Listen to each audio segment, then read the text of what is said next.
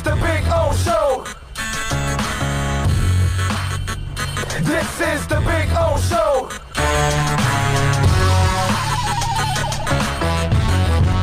Oh, yeah.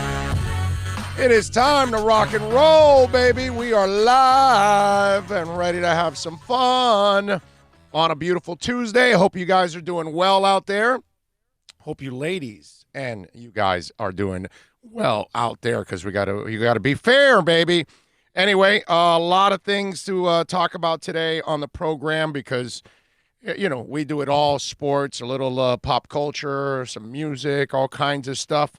And usually we usually have too much to talk about every single day, so we leave some of it on the table. You want to talk some NASCAR, man? Well, yeah, we did a lot of it last night on what's it called? On Sirius, and obviously our thoughts and prayers are with Ryan Newman and the serious condition that he's in. The good thing is they're non-life-threatening injuries. It's going to be hard to get updates, obviously, with HIPAA laws and all of that. But the good thing is that it was non-life-threatening, so it was one of those situations. And you kind of feel bad for Denny Hamlin in a way because you win, but then you've got to kind of temper it because the health of a driver is on the line. And that's one of those things that we talked about yesterday. Even though it's his third Daytona 500, second in a row for him, and he's one of the few drivers that has won it 3 times. All the other guys are in that Hall of Fame. So for Hamlin, it was a situation where, you know, it's a bittersweet moment that you want to celebrate an incredible accomplishment, winning the Daytona 500, but at the same time, you don't want to look insensitive. And you know, we talked about this yesterday, and I saw it on social media, people reacting off of Hamlin and Gibbs celebrating early on. Although Gibbs was kind of to the side, he really wasn't like into the celebration. And then Hamlin, the second he found out that there was something serious going on the track, they stopped it right away and they put an end to it. And it's, if you listen to even the broadcast, listen to the crash, okay? When Mike Joy is describing the crash, he has a lot of joy in his voice because it's wow, the spin, he gets hit, and it's because we are already programmed that these guys walk away from this thing constantly. And so the last thing on our minds is that they get injured because it rarely happens, actually. As crazy as these crashes are, we see them walk away from these crashes more often than not. So you assume that after a spectacular crash, he's going to walk away. You're Denny Hamlin. You assume that at that everybody will be fine. The cars are all screwed up. We can recover. We'll be fine. But then as it takes on, you have that attitude, that invincible attitude. And that's kind of what took over because that's you can't do that sport if you don't have that sense of invincibility. And you have to think that way. And you have to think that way about your fellow drivers too. That if you crash, you're going to be safe. You know, you're going to go through a scare for a moment because who the hell isn't going to be scared? And the second his car hits the wall, then flips, and when it is coming down, it gets hit right on the driver's side door by the incoming car, which, you know, that's 180, 200 miles an hour, that impact.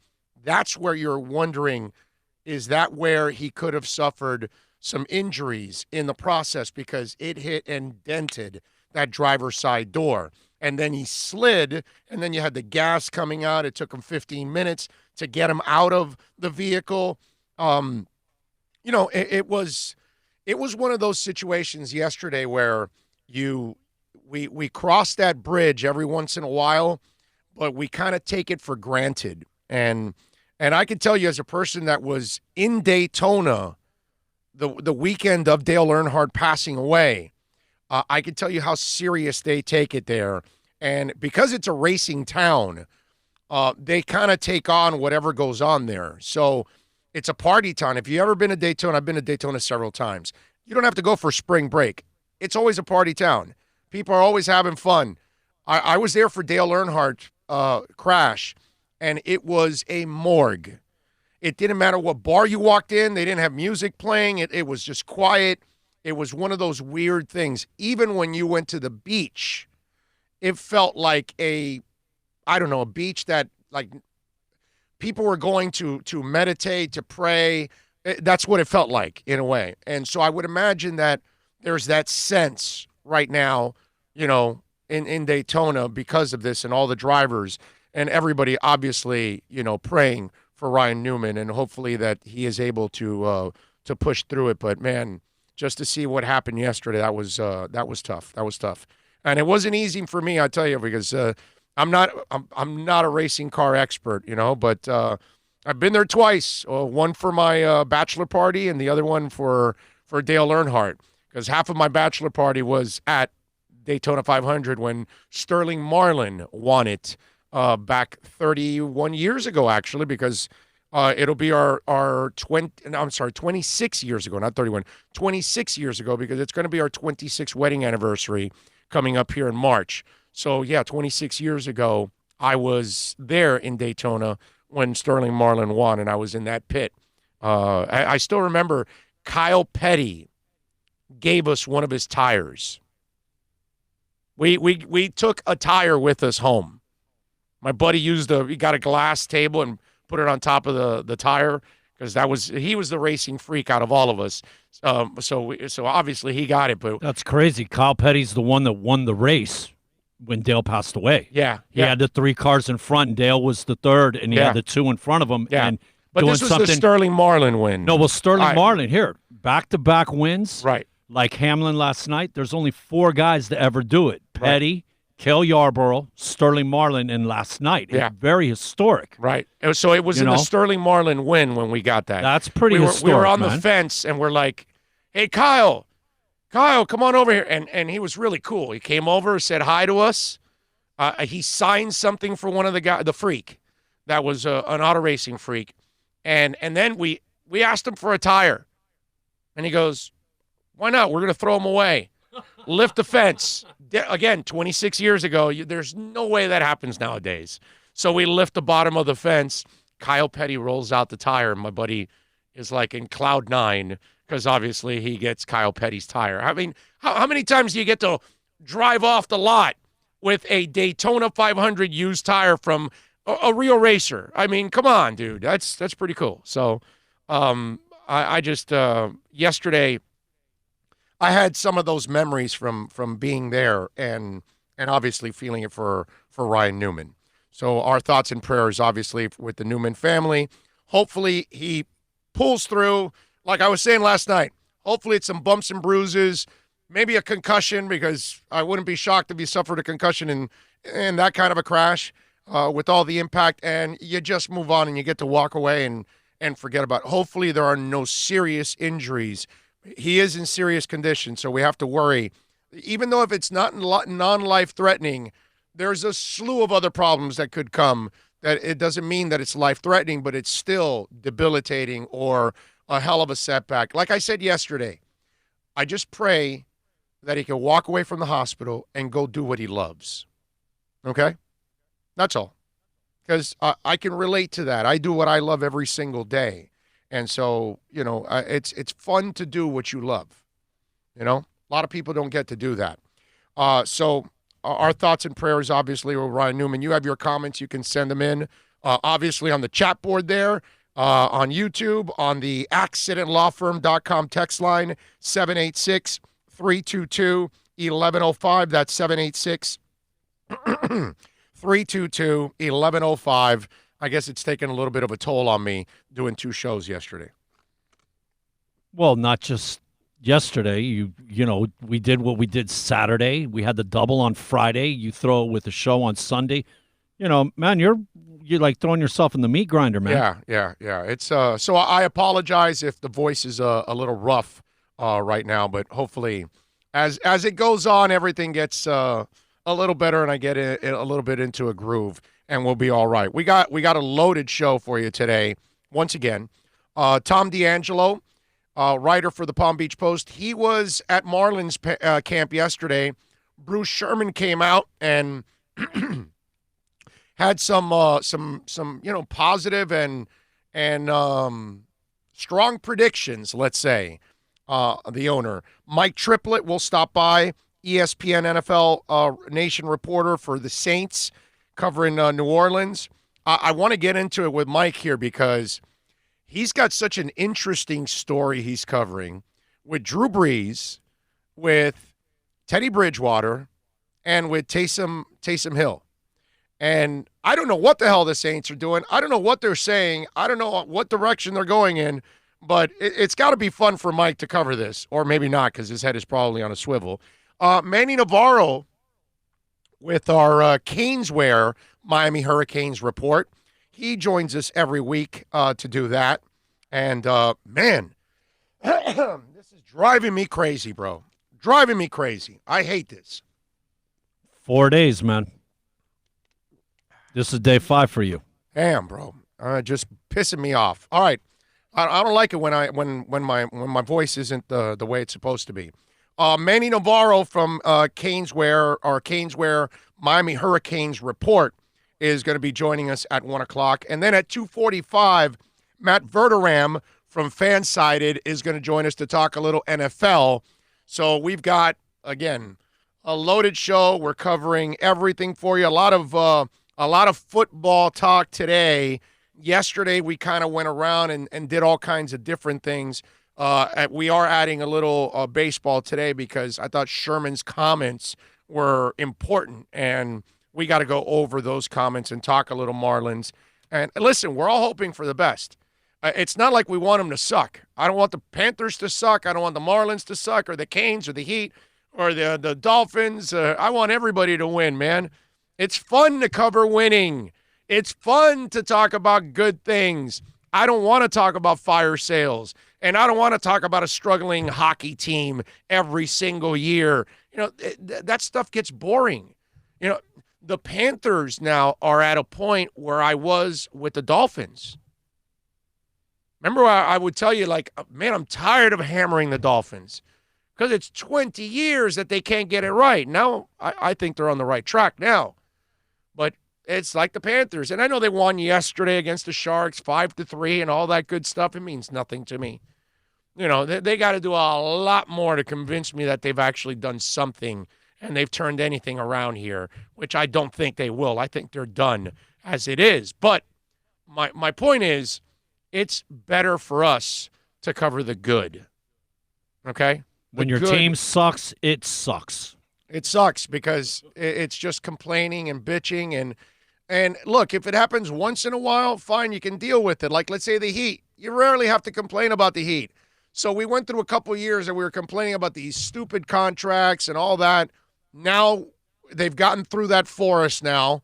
We're starting to see the light now, and things are better. You know what I mean? It's cool. We're coming off a weekend where Bam won the skills contest. And what's it called? Derek Jones Jr. won the dunk contest. We saw Bam and Jimmy in the All-Star game. Duncan, I know, didn't do well in the three-point show, but whatever. None had a nice showing? Yeah, Nunn had a great showing. 16 points, man. That's good.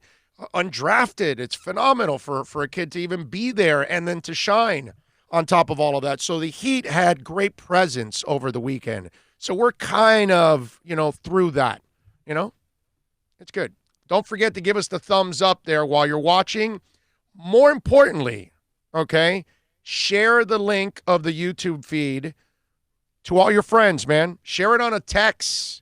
Share it to a friend of yours that you know that maybe likes to listen to the show, doesn't know we're on, may not know we're on. There's a lot of people that still are finding out about us every single day, which is really, really cool how people find out that we're doing this every day and they can podcast it and follow it and all that good stuff and share it on Twitter and on Facebook and all that. Share the link as much as you can so we can grow and keep try to produce a decent show for you.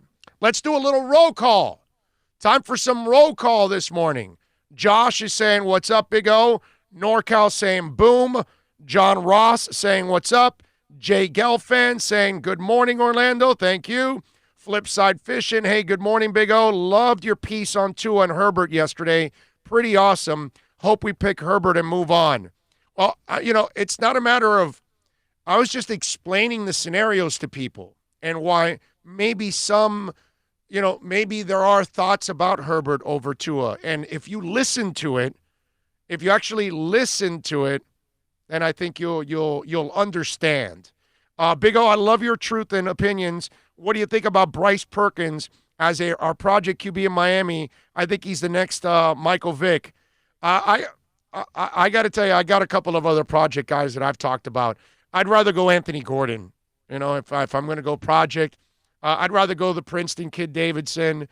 There's some other projects that I'd rather go, but he is kind of he's kind of an interesting athlete out there. Let's see. John says another 5 years down the drain if they draft Herbert. Ian from Brooklyn, Big O and Bill on deck morning. Yes, sir. Thank you. Josh says, Big O, Mel Kiper has the Lions picking 2 at 3, the Dolphins picking Herbert. Well, that makes no sense. Okay? Patricia has to win this year. He has to keep Stafford. So if they're going to draft Tua to bench him for a year, then fine. But if they got to get into the playoffs, aren't you better off getting a shutdown corner because you're trying to trade Darius Slay? Aren't you better getting a pass rusher? Aren't you better getting an offensive lineman for Matt Stafford? That's where Mel Kiper doesn't know his ass from his head. You understand? That's why I've never seen him. I think in the 22 Senior Bowls that I've been to, or 21, I've seen him there once. Okay? It's really easy to pull out of your ass and say, they're going to do this, when you don't really look at the scenario. Bob Quinn and Matt Patricia have to win this year. They're in year 3. They can't turn to the Fords and say, well, we want to rebuild now. We want to get rid of Matt Stafford, and we want to bring in a new quarterback, a young quarterback, so we can build. And they're like, well, wait a minute, you haven't built anything here yet with Matt Stafford. So you think they're going to allow him to take a quarterback, a number 3 overall pick that won't help you at all next year, and save your ass from getting fired? Come on, man. Mel Kiper is a great soundbite. I've said this for years. He does what I don't bother doing every year. He learns every single player, every position they're in, the school, and then he finds, positive, negative about the guy, and he's a soundbite about it. But when you say that they're going to take 2 at 3, if that's the truth, I didn't look at it because I don't really bother with that stuff, because I know already kind of what's going on. But when you say that, you're actually not paying attention to what's going on around the league. Lions can't do that. They do that, they're going to get fired. And Tua will be there, but with somebody else quarterbacking. Let's see. Ty says, Big O and Bill, good morning. Thank you, sir. Peter says, what's up? He says, I can't stand how people say Herbert reminds them of Ryan Tannehill, like they've seen so much of Herbert to make the comparisons. Give me a break. Herbert is way better than Ryan Tannehill as a quarterback. Herbert's people got to stop with this. Herbert has accuracy. Tannehill did not. Herbert has ball placement. Tannehill doesn't. Herbert has pocket presence. Tannehill doesn't. Herbert thinks and plays like a quarterback. Tannehill is an athlete trying to play the quarterback position, so it doesn't come naturally to him. The comparisons are completely stupid when they make them between the two. The Herbert issue is all maturity.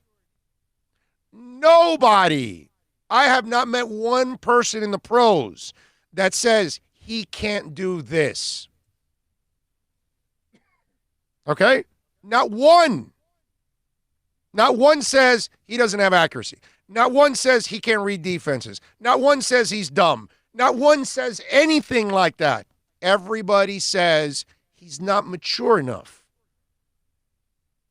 That's his issue. Jamarcus Russell, not mature enough. Dude had all, the Lord blessed him with all the skills, but if, his problem was lazy. Herbert's not a lazy guy. Herbert's an immature guy. And if you don't know how to handle winning and losing, and you don't know how to handle a locker room and all those kind of things, it's going to be a problem for you. So Herbert's thing is not a physical thing. Some of you got to get over that. And when you make the comparisons of Herbert and Tannehill, they couldn't. One guy was a project coming out. This guy's not a project. It's like Tua and Joe Burrow. They're not projects. They can play the damn position. Jordan Love is a project because he doesn't make all the right decisions. And he's also not accurate all the time. Gordon is a project. Nate Stanley, that I like out of Iowa, is a project. The Davidson kid is a project. These are guys that there's a good chance they're going to fail. An even better chance than the other guys. The problem is that they have the athletic ability to be the guy, but you got to refine some things. Joe Burrow's got the game, man. Tua can play the game, he just can't stay healthy. And Herbert can play the game, he's just immature. That's all. But it has nothing to do with the issues that Ryan Tannehill had coming out of Texas A&M. Is the Tannehill comparisons because he had those 3 running touchdowns in the Rose Bowl and now he can run? And everybody thinks he can run now? And he's big and white. Is that what it is? I guess. It's just lazy. It's just laziness. You know, and then one person says it. And that's it. And then spreads it runs, a wildfire. and everybody else says it, and then they're just tools. And that happens to a lot of you out there. You're just sheep. And you just repeat something that somebody says. You know, it's like the Stafford, Dolphins better watch out. The Lions may be interested in a quarterback. No, they're not, dude. They're not taking a quarterback. Now, could the Lions trade out of that pick to get extra picks, to get multiple players to help them out and make the playoffs this year? Hell yeah. And along those lines, the Lions love the fact that it's creating a frenzy. Right. Somebody's going to want to move up, and they'll get more picks. If the Lions can do, you tell me that, that's fine. But you tell me they're going to, get rid of Stafford and draft Tua. Come on, man. Use logic. That ends the general manager and the head coach's job. Yes. They're done. They're done. And they have to make the playoffs during year 3 already. Everybody's already killing them, and some of them are calling them racist because they fired Jim Caldwell, who had 3 winning seasons out of 4 and made the playoffs twice, which, by the way, you should be inducted into Canton. Okay? In Detroit, if you have 3 out of 4 winning seasons and you go to the playoffs twice, you must be inducted into Canton right away. And they fired him. So you hire this guy that can't even make can't win more than 5 or 6 games. So now they're gonna trade away Stafford to bring in Tua, who's not gonna play in 2020 pretty much, in 2021. So they're gonna buy Matt Patricia all that time. I mean, wow. How do you write that article? How do you talk about it? How do you report it? Do you have any common sense? Or are you just smoking the sense? Is that what it is? Let's see. What else do we have here? NorCal says, Big O, we chatting with German Doll Fan Club.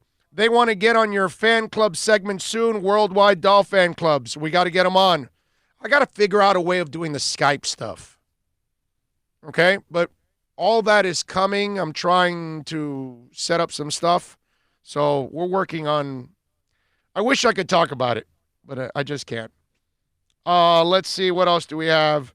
Josh says, you're right. It doesn't make sense. The Lions are dumb for doing that. I'll wait for sunshine. I love how we call that kid Sunshine. Teams always want something different from the guy they moved on from, which means Herbert's not an option because of the similarities with Tannehill. Tua or Love is my educated guess. There are no similarities with Tannehill.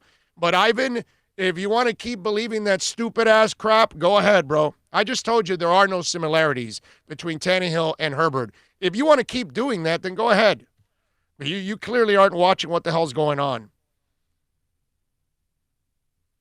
Josh goes, Tannehill was a wide receiver turned QB, Herbert straight up QB. Brother, once they move you to wide receiver, that tells you all they think about you as a quarterback. Drubo says, blessings and peace, Big O. Bill and Finn's Nation, praying for Ryan. Hell yeah. Mike Monaco from the Bronx says, good morning. Let's see, what else do we have here? John Santos says, hey, I'd rather have Herbert than an injury-prone QB like Tua. How do you argue with that? You know what, John? That makes all the sense in the world.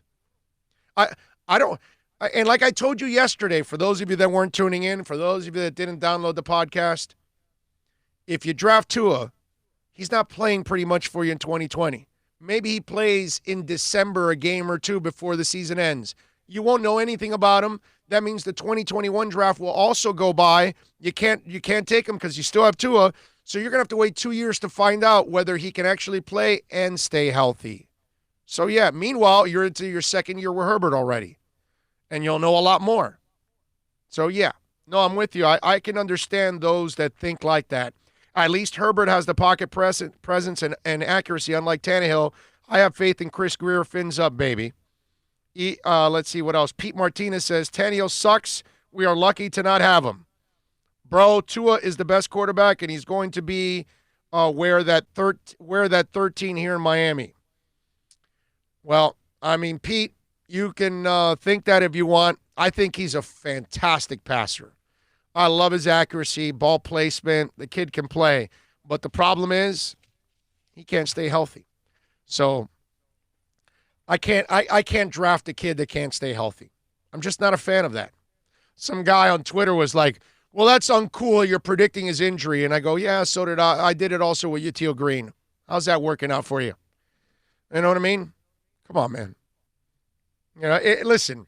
It wasn't a tough stretch by no means. No, and this isn't a, it's not like I'm going out of my way making a hell of a prediction that Tua's going to be injury prone. Really? Shocker. What's a shocker is if Tua actually stays healthy. That's the shocker. It's like, what injury is next? That's really the problem. And I get it. This is going to be our conversation all the way through.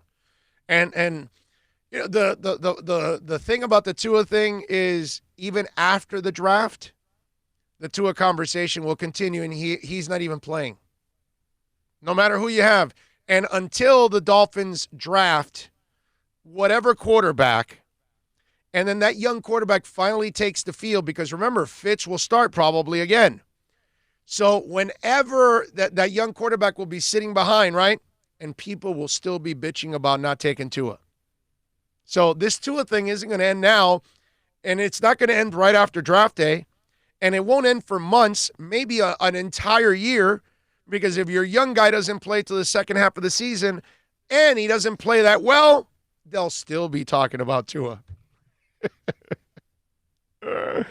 I mean, we still talk about Drew Brees all the time. You know, every time we talk about a quarterback in the draft, a quarterback to trade for, a quarterback to move up for, all we talk about is, well, we had our opportunity twice with Drew Brees and we didn't take advantage. We don't want it to happen again. We're so snake bitten by all of this that it just, you know, it drives us crazy. So let's say we'll always be talking about Tua. Yes. One way or the other. Yeah, until like the way Breeze, what is that, 10, 12 years ago? Until he breaks down. And then we'll go, oh, okay, yeah, that's why we didn't take him. That's what they're going to say. Yep. Let's see, what else do we have here on the draft? Josh, Herbert is going to be the man this season. It's going to be interesting what's going to happen with Rosen. Do the Dolphins trade him? Or do you keep him as a backup? Because you have him under contract for several years, so you can keep him behind whoever you draft to. And you could get rid of Fitz after this season. Big O, if D. Parker plays all year and produces great results again this year, will he start getting more hype around the league? NorCal, I think Devontae Parker's already getting that hype around the league. There's no doubt. And if he comes back next year and starts to ball, he starts to become Pro Bowl player is what happens to him next year. Okay? I mean, he already proved it this year. Dude balled out. And let me tell you, you think those defensive backs didn't earn some serious respect from his ass? because you knew they were going to him and they still didn't stop him. That's pretty awesome. Okay? That part you got to absolutely love, that they were able to do that. Okay? So I think there's no doubt in my mind that Devontae Parker had made huge leaps and bounds. It's just a matter of, okay, can he do it again next year, or was this a fluke year that he stayed healthy? Right? Because he's been an injury-prone player dating back to college. And the only problem with him is staying healthy. I wonder how people have a problem with us talking about Devontae Parker constantly injured, and then some people get butthurt that we talk about Tua's always injured. Isn't that odd? Isn't that strange? It's kind of weird, right? Tom D'Angelo from the Palm Beach Post is going to join us on the other side. We're going to switch gears a little bit here. We'll talk a little Marlins. He was there when Bruce Sherman was talking yesterday, making some bold predictions about his baseball team. Tom does a great job of covering South Florida sports, so we'll have a little fun with him. We'll get his thoughts on the Heat, too. He does it all, Tom D'Angelo. Tom D'Angelo 44, that's the Twitter handle. Don't forget, folks, to give us the thumbs up while you're watching and share the YouTube link with everybody. Share with a friend on a text. Share it on Facebook, on social media, on Twitter, anywhere and everywhere. Tell them to come over and watch or listen to real sports talk, the kind of sports talk you can't get anywhere else in South Florida. Back with Tom D'Angelo right here on The Big O Show. Plus tax, tech title. It includes $8.99 dealer fee on approved credit. Offers end 11/10/19. Over 1,500 Toyotas are on the ground, and truckloads of new 2020 Toyotas just keep on coming. To eliminate all 2019 models, Toyota of Hollywood is holding the ultimate 2019 model year changeover event. Make us an offer, any offer, and you can buy a Toyota at up to 50% less than their original MSRP when new and used. 50% less. A pre-owned 2019 RAV4, not $30,000, $19,775. A pre-owned 2019 Camry LE, not $26,000, $17,775. A pre-owned 2019 Corolla LE, not $22,000, $12,775. Pay up to 50% less at Toyota of Hollywood, the #1 volume Toyota dealer, based on total retail sales of new Toyotas in the Southeast region for 2014 to 2018 per SCT, on 441 between Hollywood Boulevard and Sheridan Street. Open till midnight. No one expects to get into a crash, but I expect you to go to accidentlawfirm.com if you do. Make sure when hiring a driver, you go through a rideshare app so that you can be covered by the insurance, which can be up to $1 million, whether you're a passenger or a driver. In other words, don't try to save a few bucks by paying cash instead of going through the app. I'm attorney Bobby Nunez from Nunez Law in Miami, and we're here to help you through the process. Go to accidentlawfirm.com for a free consultation from me, Bobby Nunez. That's accidentlawfirm.com. The world's biggest band is coming twice. Metallica. Headlining the Welcome to Rockville Music Festival. 2 different nights, 2 different sets. The weekend of May 8th through the 10th. Go to welcometorockvillefestival.com for all information. Get your tickets on sale right now. The one, the only Metallica. Go to welcometorockvillefestival.com. Thinking about buying or refinancing a home? Act now. Home values are ticking up. Don't put off making a move any longer. Call Michael Kodsey now at Choice Mortgage Bank, 561-441-2730, while mortgage interest rates are still at historical lows. Call now to get pre-approved and buy your dream home. If you're currently paying over $800 a month for rent, call 561-441-2730 now before interest rates go up. Down payments as low as 3.5%. Veterans may qualify for no money down. If you own a home, but you're upside down, Michael Kodsey can help. If you're being denied by your bank or your loan process is taking too long, call 561-441-2730. Act now while fixed rates are still under 3.5%. Offices in Boca and Boynton Beach. Rates and terms subject to change daily without notice. Equal housing lender. NMLS 122081.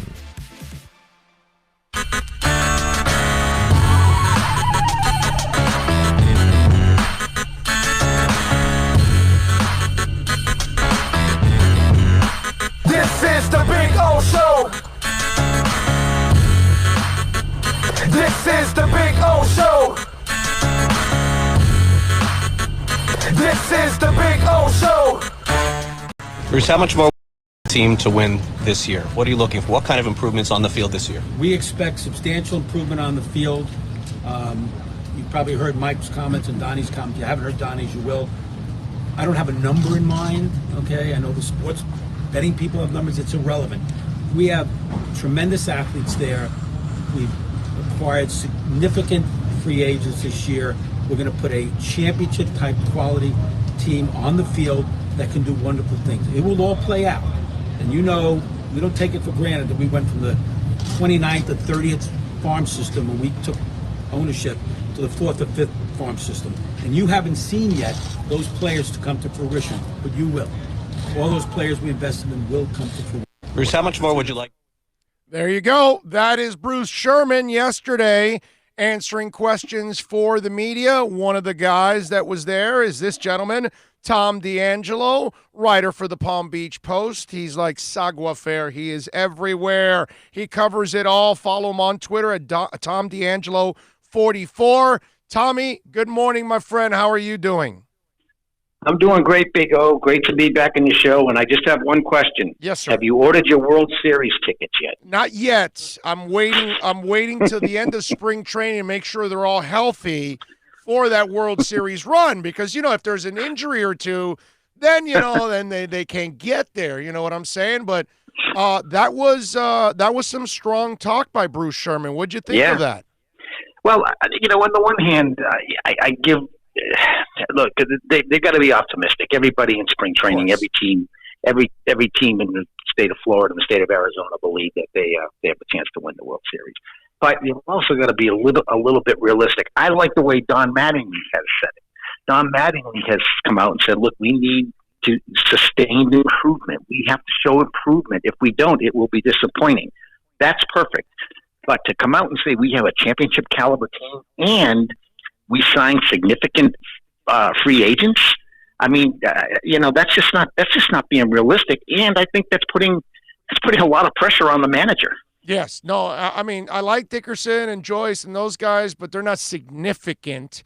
Right. They're nice additions. I do like the youngsters.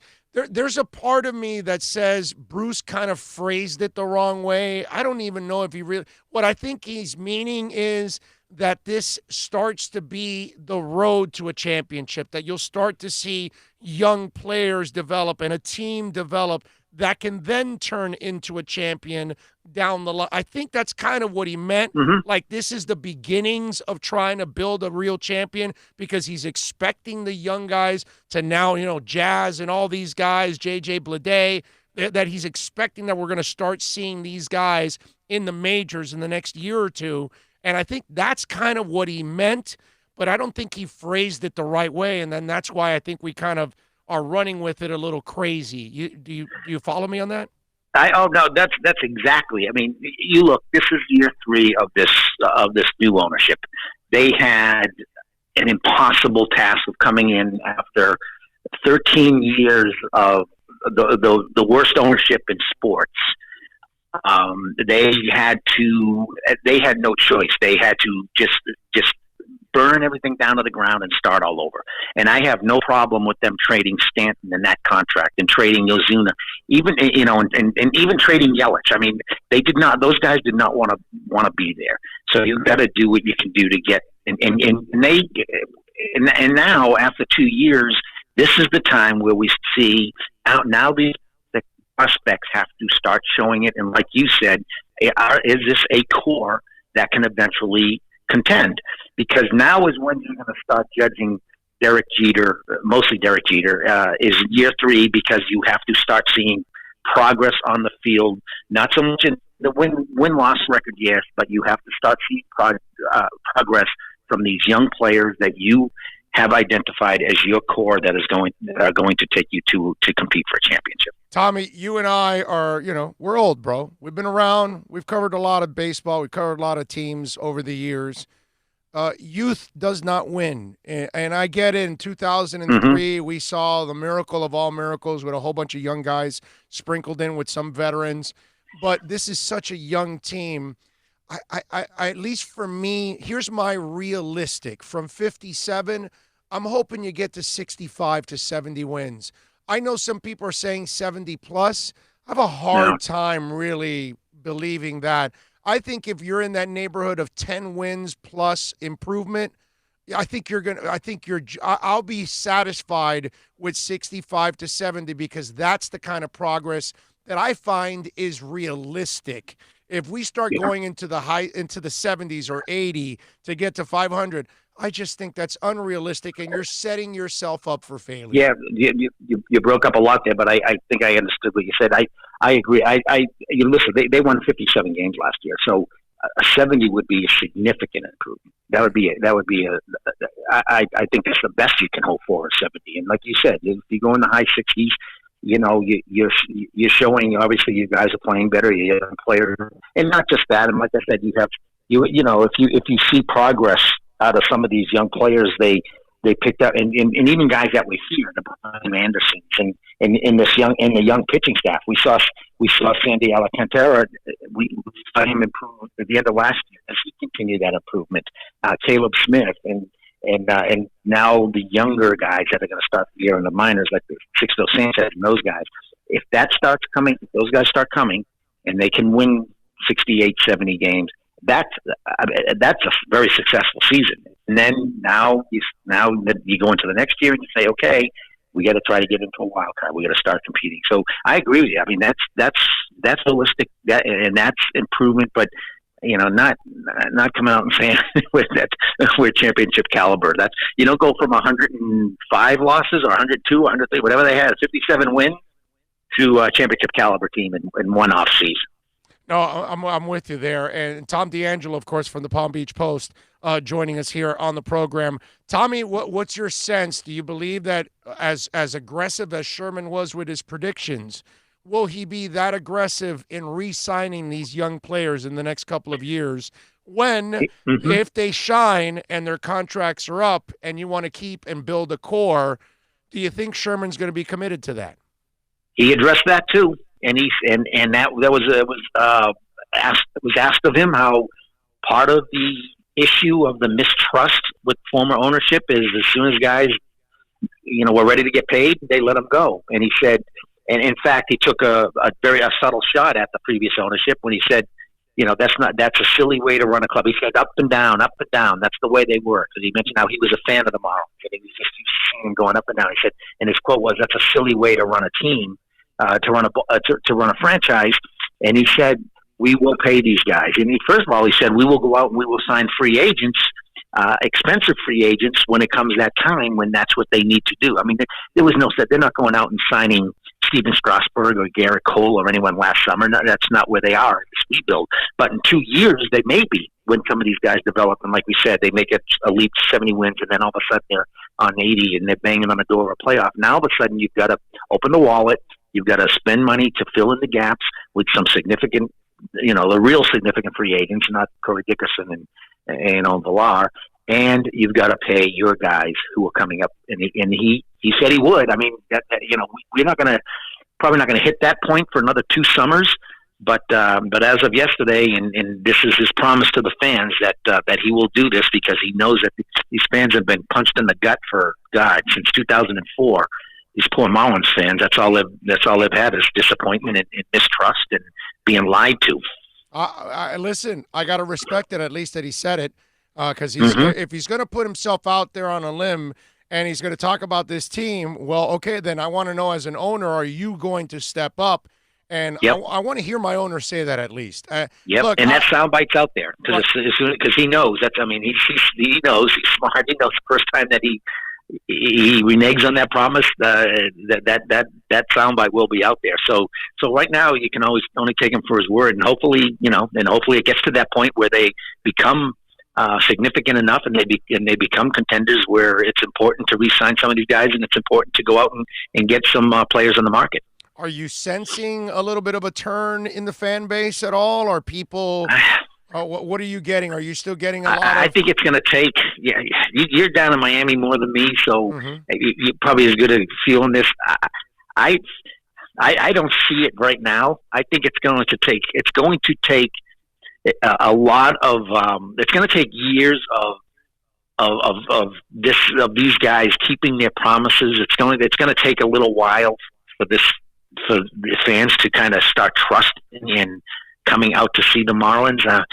These last 2 years, that's one area. Well, I will admit, I think that they did what they had to do when they took over this team.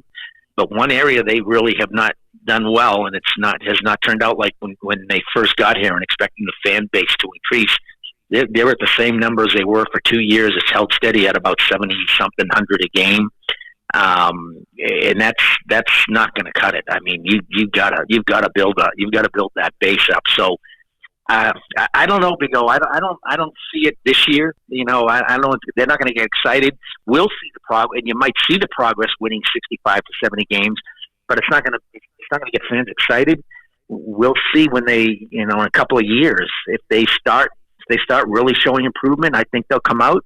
If in 2 years we're sitting here talking that they're coming off a 65 win season 2 years from now, and then they're not going to come out, and it's going to be the same old thing. I think there's a tiny little turn. I think there are some people that are like, okay, I'm going to give them a chance, because I kind of sensed it at FanFest. I mean, the place had 17,000 people. It was loaded. And there was a ton of kids too, Tom. And I was really surprised with that. And I was also surprised with the vibe. It wasn't just a couple of guys that wanted to go over there and get some autographs and pictures and then just leave. No, man, it was families. It was fathers and sons. I saw a lot of that, and I saw a lot of that kind of camaraderie. And I think there are people that want to give them a chance. So this is a really good opportunity for them over the next couple of years. And I think by them signing even some of the free agents that they signed that aren't big ones, but the fact that they saw them spend a little money, exactly. I think people are starting to say, okay, maybe there's something here to it.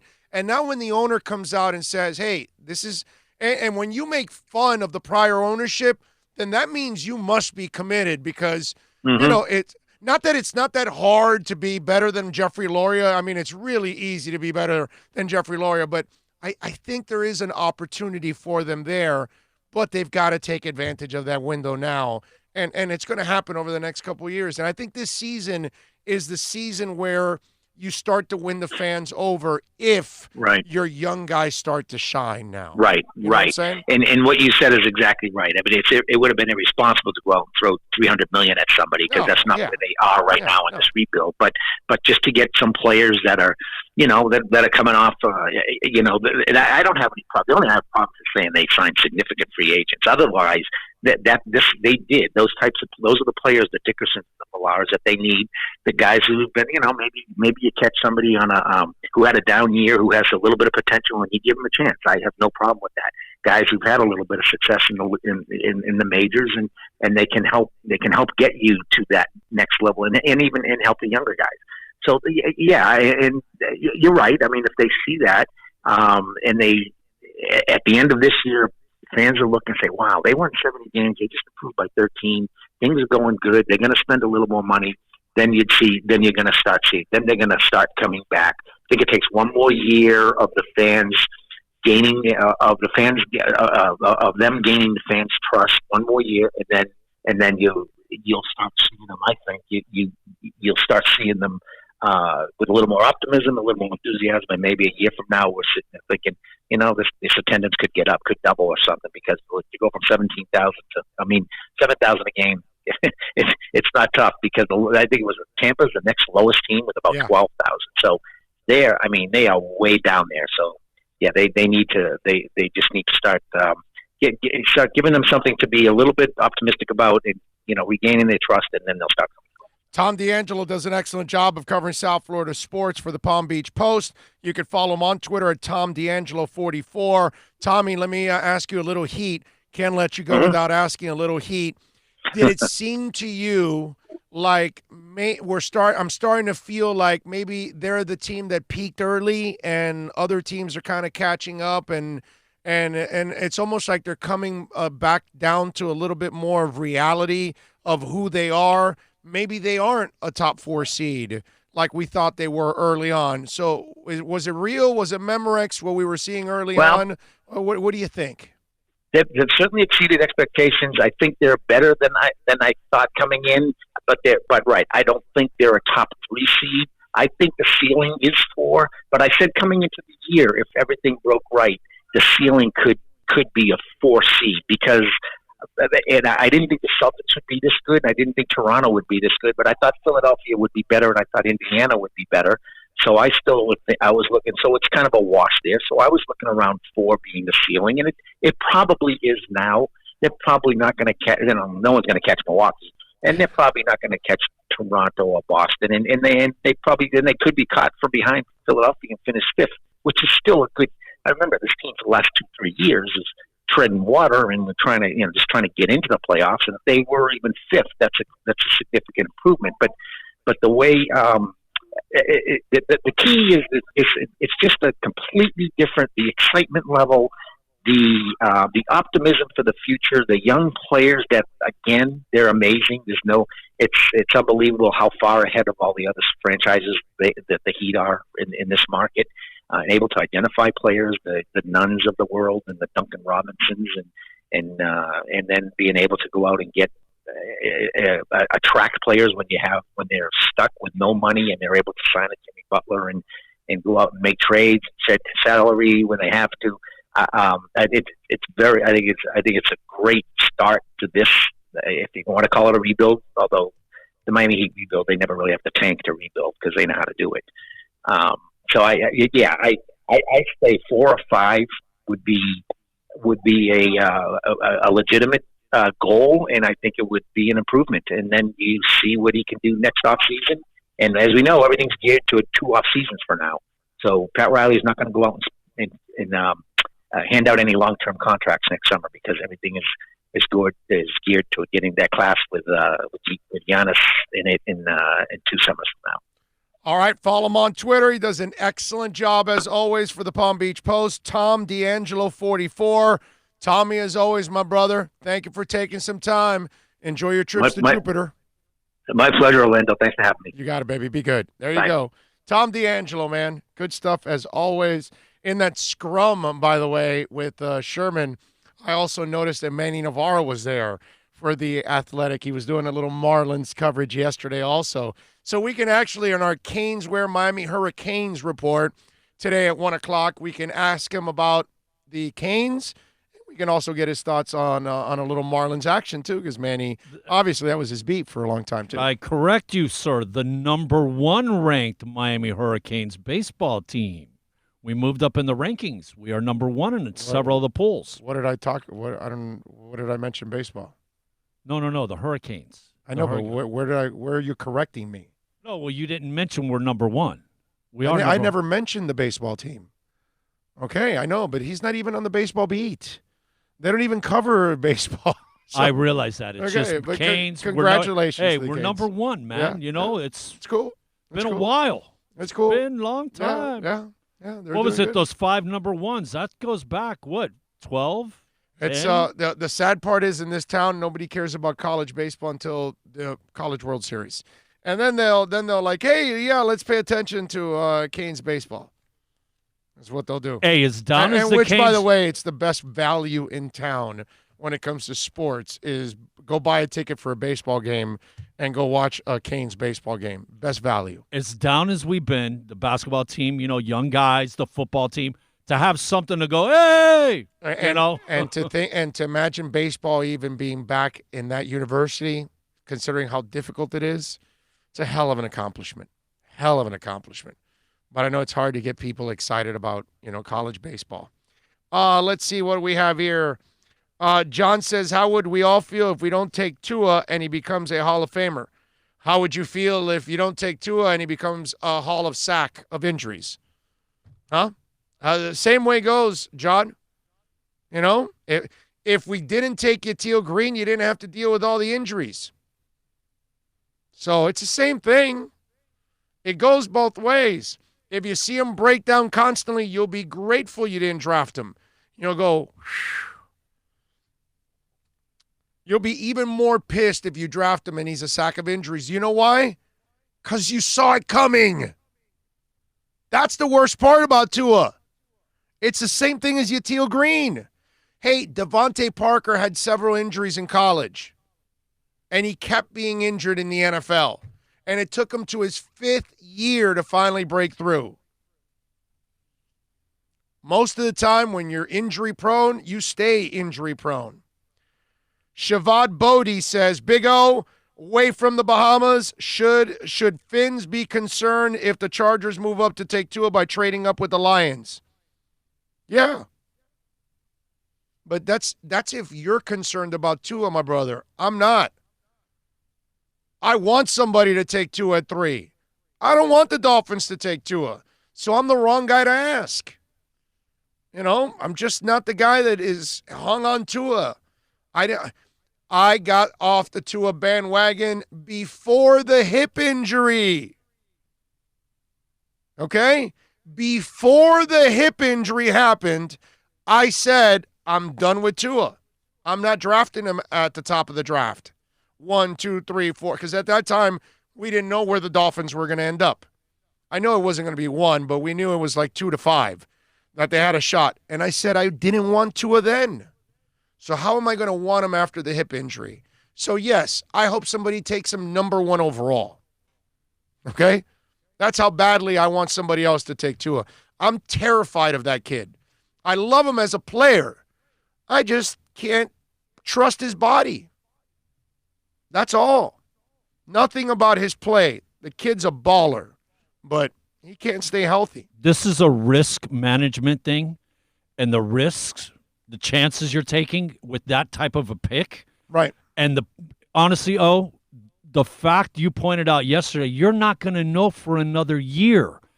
The fact that you're putting it off, it's going to be 2 years, that it totally makes it not worth the risk. I know. That's the other thing. That's the clincher. That's the other thing. You won't see Tua till 2021 and find out if he can actually play or stay healthy, because he's not really going to play much in 2020 at all. So you won't even know anything about him. It's crazy, man. Big O, if you're the Finns GM, who's your focus during free agency period before the draft? So happy Tannenbaum is gone. Young free agents, my brother, that we talked about. If there are young mid-20 free agents that are available, those are the guys I'm focused in on. Outside of that, NorCal, the free agents that Miami should be interested in are fringe guys, because you're only going to, that's what I would do, only offer 1 or 2 year deals. I am not making any kind of commitments to long-term contracts to any free agents. Miami's nowhere near a championship right now. So there's no reason to spend big money on older free agents that are, like, if you were on the cusp of doing something, then you add a guy. But you're not. So if there are young free agents, like I talked about last week, those are the guys that I would get. Mike Monaco from the Bronx, what's wrong with women? I can't talk about girls. I thought this was a man's podcast. Mike, this is a podcast for everybody, my man. Okay? Men and women. We do not broadcast for just one sex. All right? That's not the way we work here. We are fair to everybody. So be respectful, my friend. We have the fishnet approach. We're trying to get them all. Yes. Drewbo, hey-oh, all this Tua and Herbert talk reminds me of Neil Rogers 2002. Jimmy and Danny, Danny and Jimmy, Jimmy and Danny, Danny and Jimmy. I wonder if I have that. I may have that. You know that? I may have that Neil Rogers drop from back in the day. Let me see. I'll look it up now.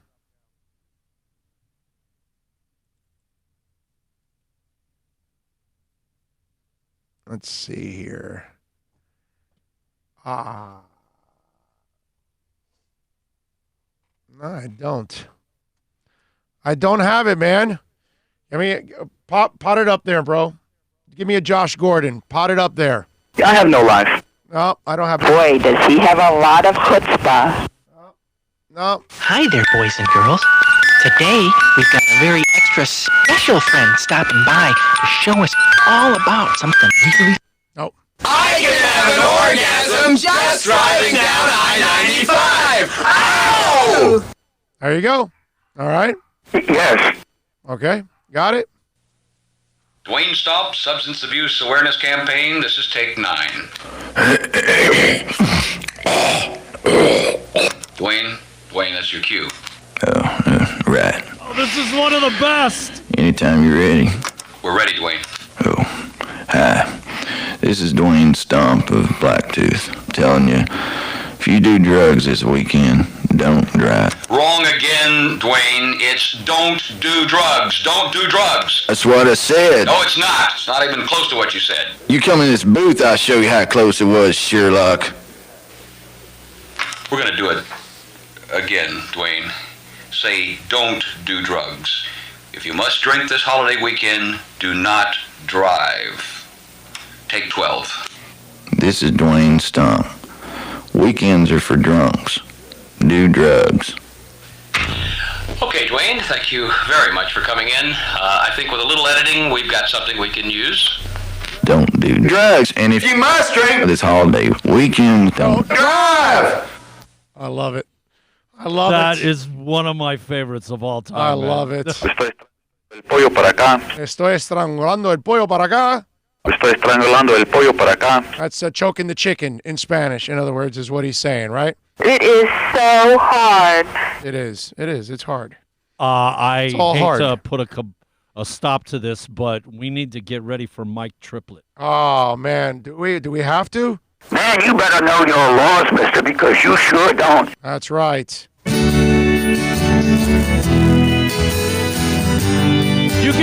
You could do a whole show. No more of sucking, this. please. Oh, yeah. There's no doubt. Yeah. That is not a communist bunch of crap, sir. No, it's not. It's not a communist bunch of crap. Ah, the bridge tender. Don't we love the bridge tender? It's a beautiful thing. Okay. Yes, we do.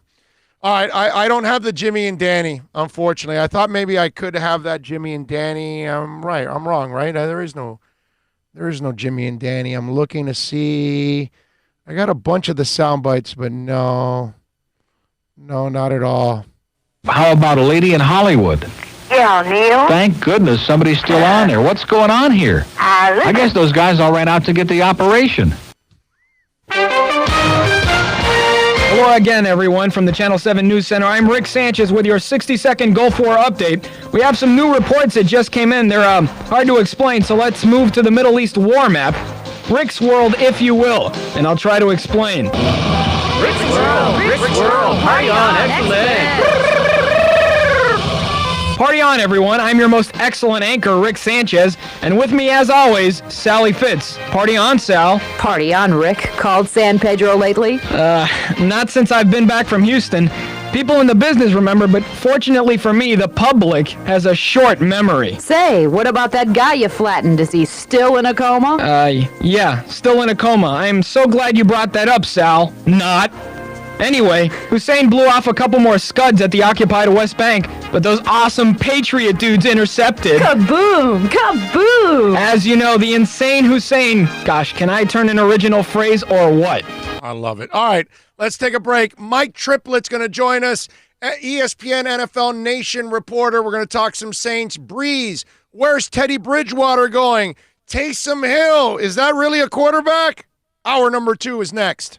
America's safest and best-selling compact luxury SUV is at Acura of Pembroke Pines, and this is how we do it. RDX, $339 a month at Acura of Pembroke Pines, the #1 volume Acura dealer. The world's biggest band is coming twice. Metallica. Headlining the Welcome to Rockville Music Festival. 2 different nights, 2 different sets. The weekend of May 8th through the 10th. Go to welcometo-rockvillefestival.com for all information. Get your tickets on sale right now. The one, the only Metallica. Go to welcometo-rockvillefestival.com. Thinking about buying or refinancing a home? Act now. Home values are ticking up. Don't put off making a move any longer. Call Michael Kodsey now at Choice Mortgage Bank, 561-441-2730, while mortgage interest rates are still at historical lows. Call now to get pre-approved and buy your dream home. If you're currently paying over $800 a month for rent, call 561-441-2730 now before interest rates go up. Down payments as low as 3.5%. Veterans may qualify qualify for no money down. If you own a home, but you're upside down, Michael Kodzie can help. If you're being denied by your bank or your loan process is taking too long, call 561-441-2730. Act now while fixed rates are still under 3.5%. Offices in Boca and Boynton Beach. Rates and terms subject to change daily without notice. Equal housing lender. NMLS 122081. Plus tax, tech title. It includes $8.99 dealer fee on approved credit. Offers end 11/10/19. Over 1,500 Toyotas are on the ground, and truckloads of new 2020 Toyotas just keep on coming. To eliminate all 2019 models, Toyota of Hollywood is holding the ultimate 2019 model year changeover event. Make us an offer, any offer, and you can buy a Toyota at up to 50% less than their original MSRP when new and used. 50% less. A pre-owned 2019 RAV4, not $30,000, $19,775. A pre-owned 2019 Camry LE, not $26,000, $17,775. A pre-owned 2019 Corolla LE, not $22,000, $12,775. Pay up to 50% less at Toyota of Hollywood, the #1 volume Toyota dealer, based on total retail sales of new Toyotas in the Southeast region for 2014 to 2018 per SET, on 441 between Hollywood Boulevard and Sheridan Street. Open till midnight.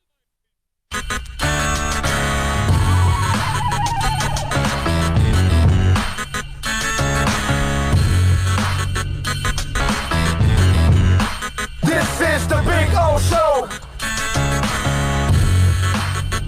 This is the Big O Show. This is the Big O Show.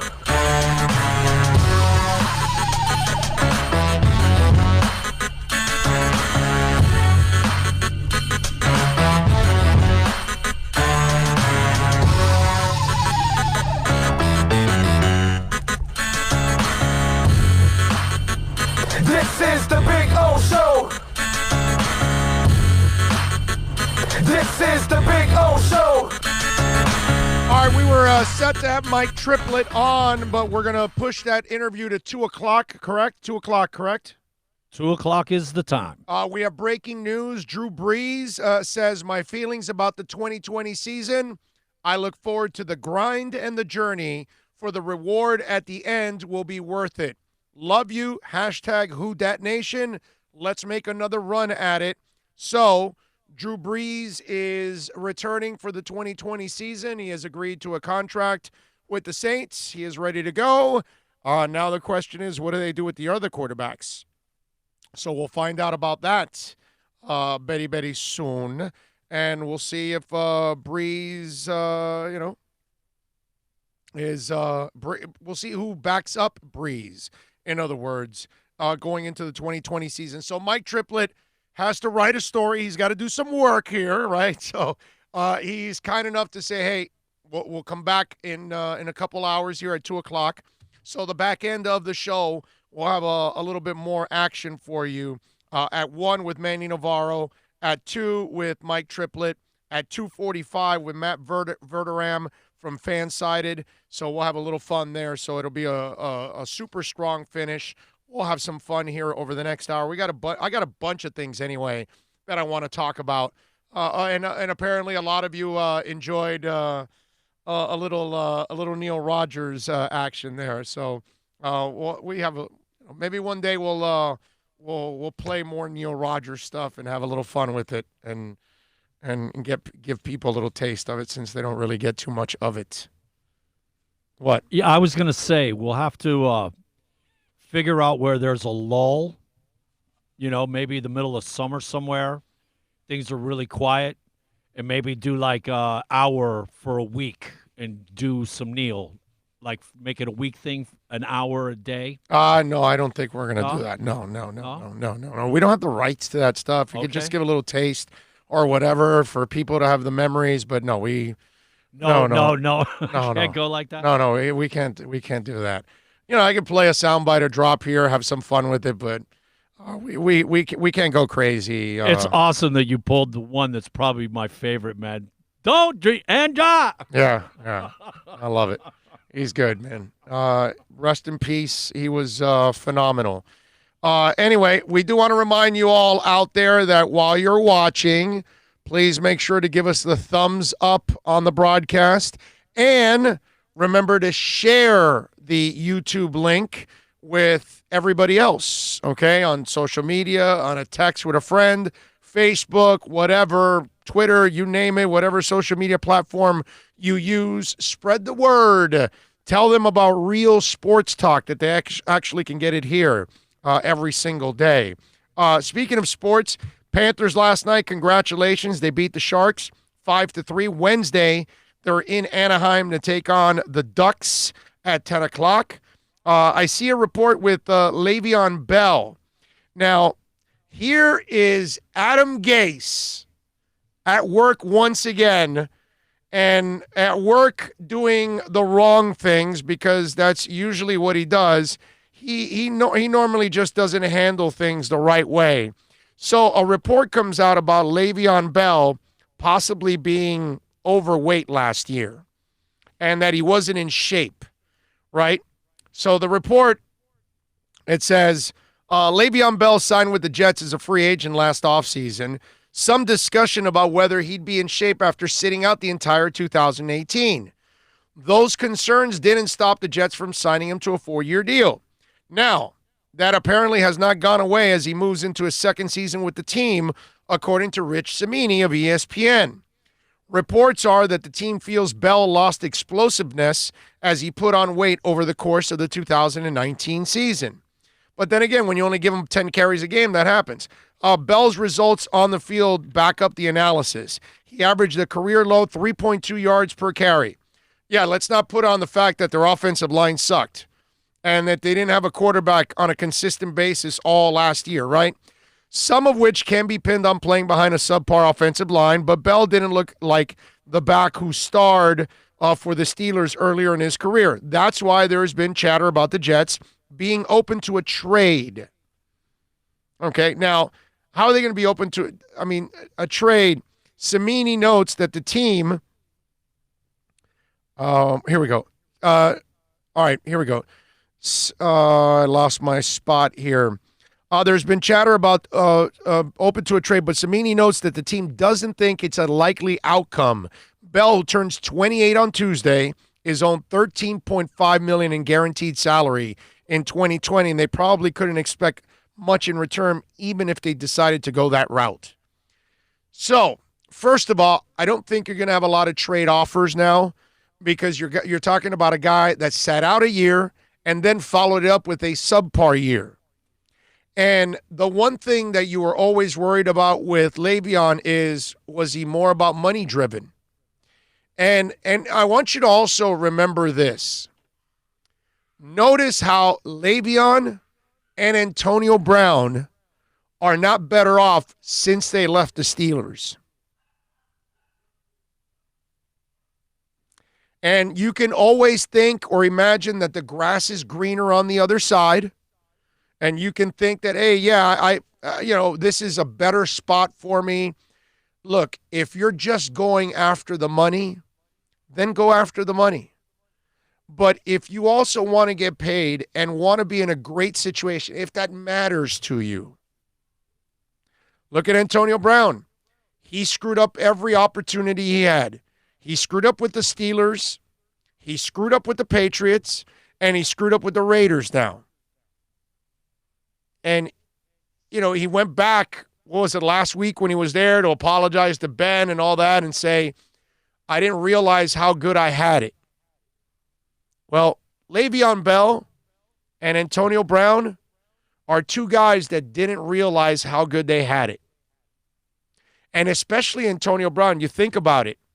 The Steelers did a masterful job of masking what was wrong with Antonio Brown. Just think about that. Imagine that. You kept this guy under wraps for a while. I know he wasn't this guy the first couple of years, but eventually they say that once he got the money, he turned into that guy. And that's where, when you look at this situation, and I look at Le'Veon Bell, I say, these are two guys that greed ended up ruining the back end of their careers. Because now Antonio Brown is a guy that, he's, as they say in John Wick, he is excommunicado now. And Le'Veon Bell is becoming excommunicado. Because you do stupid things off the field. You held out for an entire season. You lost out on all that money that you'll never get back again. Now you go to a bad team, because that's what the Jets are, with a coach that doesn't even like the running game that much. We saw it here. He's so dead set on passing. He's so dead set that his system is the perfect system, and his system makes everybody great and all of that. And you got to do your homework, man. And there's got to be a part now. Obviously, Antonio Brown, even as dumb and ignorant as Antonio Brown is, he has regrets. I would imagine that Le'Veon Bell at this point has got to have those same kind of regrets now. Man, I held out. I should have done better. I should have worked with the Steelers. And everybody would have been happier. The Steelers would have been a better team. They would have been better players. They would have been in better situations. But you force your way out. And, man, I understand when you want to force your way out of the Jets. I understand if you want to force your way out of the Arizona Cardinals. I understand if you want to force your way out of the Cincinnati Bengals. I mean, these are perennially bad teams. I get it. But, man, when you're in Pittsburgh or you're in Green Bay, if you're with a good franchise, Seattle, New England, it kind of behooves you to check yourself a little bit. Yeah, you want to get paid, but you also want to stay in a good place too, where you're supported, where you're succeeding. Because remember, you are what you are heading into free agency because partly you are with a great franchise. As you can tell, that when you're not with a great franchise, you're not going to set yourself up for success. And look, the Antonio Brown situation is probably a little different than Le'Veon to a certain extent, right? Because Antonio Brown's burned himself more than Le'Veon has kind of burned himself by holding out and then going to the Jets, right? I could say that with AB, he did that by going to Oakland. But the first two go-arounds, he was with Pittsburgh and New England. Those are good franchises. He screwed that up. Now he ends up in Oakland because, how many more good franchises are going to continue to take a shot at you?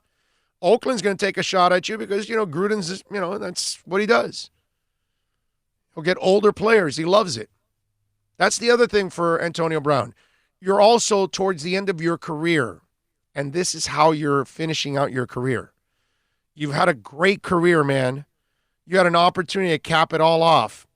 Le'Veon Bell still has a couple of years left. He's going to turn 28. He should have a couple more productive years for you until, and then you hit 30. Usually it's downhill from there. And he won't be nearly as explosive. But he's also not on the same kind of team. Be careful what you ask for and understand where you're at because it might be the best place to be. It might be the place that actually sets you up the best for success.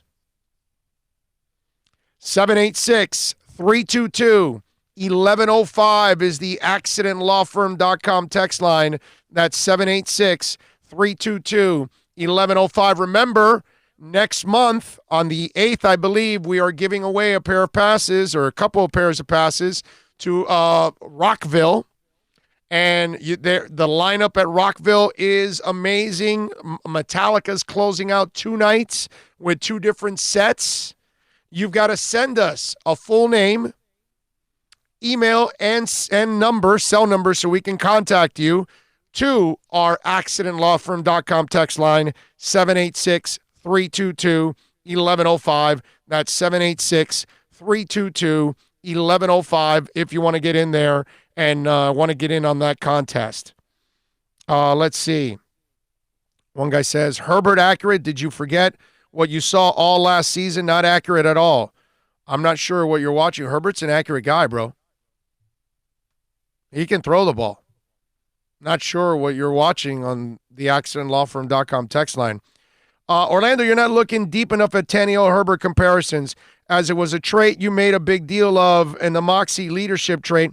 Herbert is a known introvert, and his locker room leadership abilities are questioned because he's not the alpha type. Maybe you should pay attention a little more. Yes, but I was talking more about physical because people are comparing him on the physical side. So that's where you've got to pay attention. That's where the people are comparing him, not mental. So I'm not sure if you were actually paying attention to what I was talking about, because people are comparing him physically to Ryan Tannehill. Okay? Ryan Tannehill had way deeper problems than even Herbert has. Herbert's only issue is the maturity. Ryan Tannehill's problems were all over the place. And it wasn't maturity. He was an introvert. He's not really a leader. But at the same time, he didn't have accuracy, didn't have pocket presence. I mean, it is what it is. The problems with Tannehill are way deeper than Justin Herbert. So, yes, I know the issues with Justin Herbert. That's why I'm not a Justin Herbert guy, obviously. But you got to listen to what I'm talking about, because people compare the two physically, and that's what's wrong. A lot of people, because they saw him run in the championship game, they think he's a running quarterback like Ryan is. I like Bell when he was in the Steelers, and also AB when they were there. Success. Flipper13 says, I can't wait for Tommy Rockers. I'm with you, brother. I can't wait for like 9 days of, just being gone, going to Oakland and Vegas for 9 days. That's going to be a lot of fun. I'm going to have a blast out there. Get to see Pearl Jam twice. That alone in itself, right there. Pearl Jam twice and April Wine. And then you give me the draft, and I'm good, man. 3 days of the draft, and those 3 concerts, I'm done. That's like a phenomenal week for me. You who always mentions the Pinball Hall of Fame, you're leaving it out. Yeah, but I'm in shock. But I've been to the Pinball Hall of Fame okay. a ton of times. So if I don't go, even if I don't go on this trip, it wouldn't be the end of the world. We're going to go because I want to take your ass to it because I know you love it. I appreciate it. And you're going to have such a horrible time. No, I'm going to have a blast. Have to drag you kicking and screaming. I don't want to go. No, every time I go, I always make several social media posts on it because people love to see these classic machines that you don't really find everywhere, but they've got them there. But I'm getting to do a couple things that I normally don't do, and Pearl Jam back-to-back nights is that's phenomenal. That's a hell of a way to start that trip. And also that we know they're not coming here. Right. Which, that's how lucky we are that we get to see Pearl Jam not once, but twice. And we're going to watch like 50 different songs in 2 nights. Oh, man. You know what I mean? It's like awesome. And then I get to see April Wine after in Vegas. And there'll be a couple of other concerts that I'm going to see, but I haven't seen April Wine since back in the day. Been a long, long time. I'm looking forward to that. It's going to be a lot of fun. So there you go. You got a couple things that you want to sign up on to try to win your tickets for Rockville. Speaking of rock, by the way, did you see that Ozzy canceled his 2020 tour now? Actually, I heard that on the way in, man. Yeah. So unfortunately, Ozzy Osbourne needs to go back and get some treatment, and he canceled the 2020 tour. And listen, I mean, the man's had let me read you his quote, which will tell you all you need to know. What the hell is this thing? There we go. Why does it do this? I hate when it does this funky ass It just wants to annoy you, bro, and it's doing a hell of a job. Yes. They canceled the tour, so he goes, I'm so thankful that everyone has been patient because I've had a shit year. And he says, unfortunately, I won't be able to get to Switzerland for treatment until April, and the treatment takes 6 to 8 weeks. I don't know if he has trouble flying and he won't be able to go till April, or that's when the appointment is set or whatever. If I'm well enough, I'll work towards it. I'm having physical therapy every day, 5 days a week. I'm trying to do the best I can. Neck surgery is not easy. So, unfortunately, remember, he's been battling Parkinson's disease since 2003 now that we learned.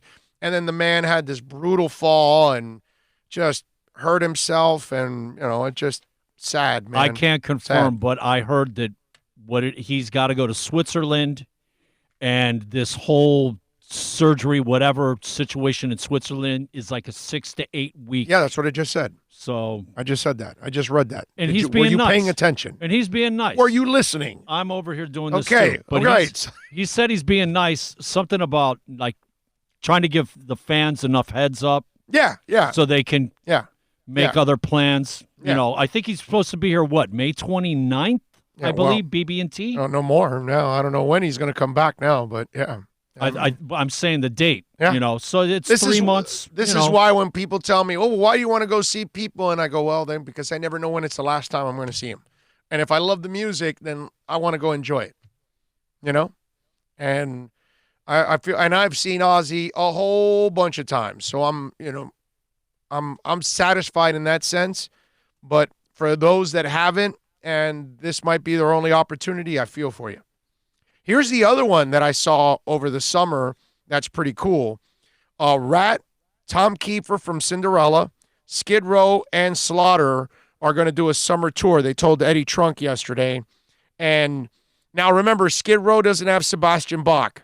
So it's not really Skid Row. They've got J.P. Thurt. He's the singer.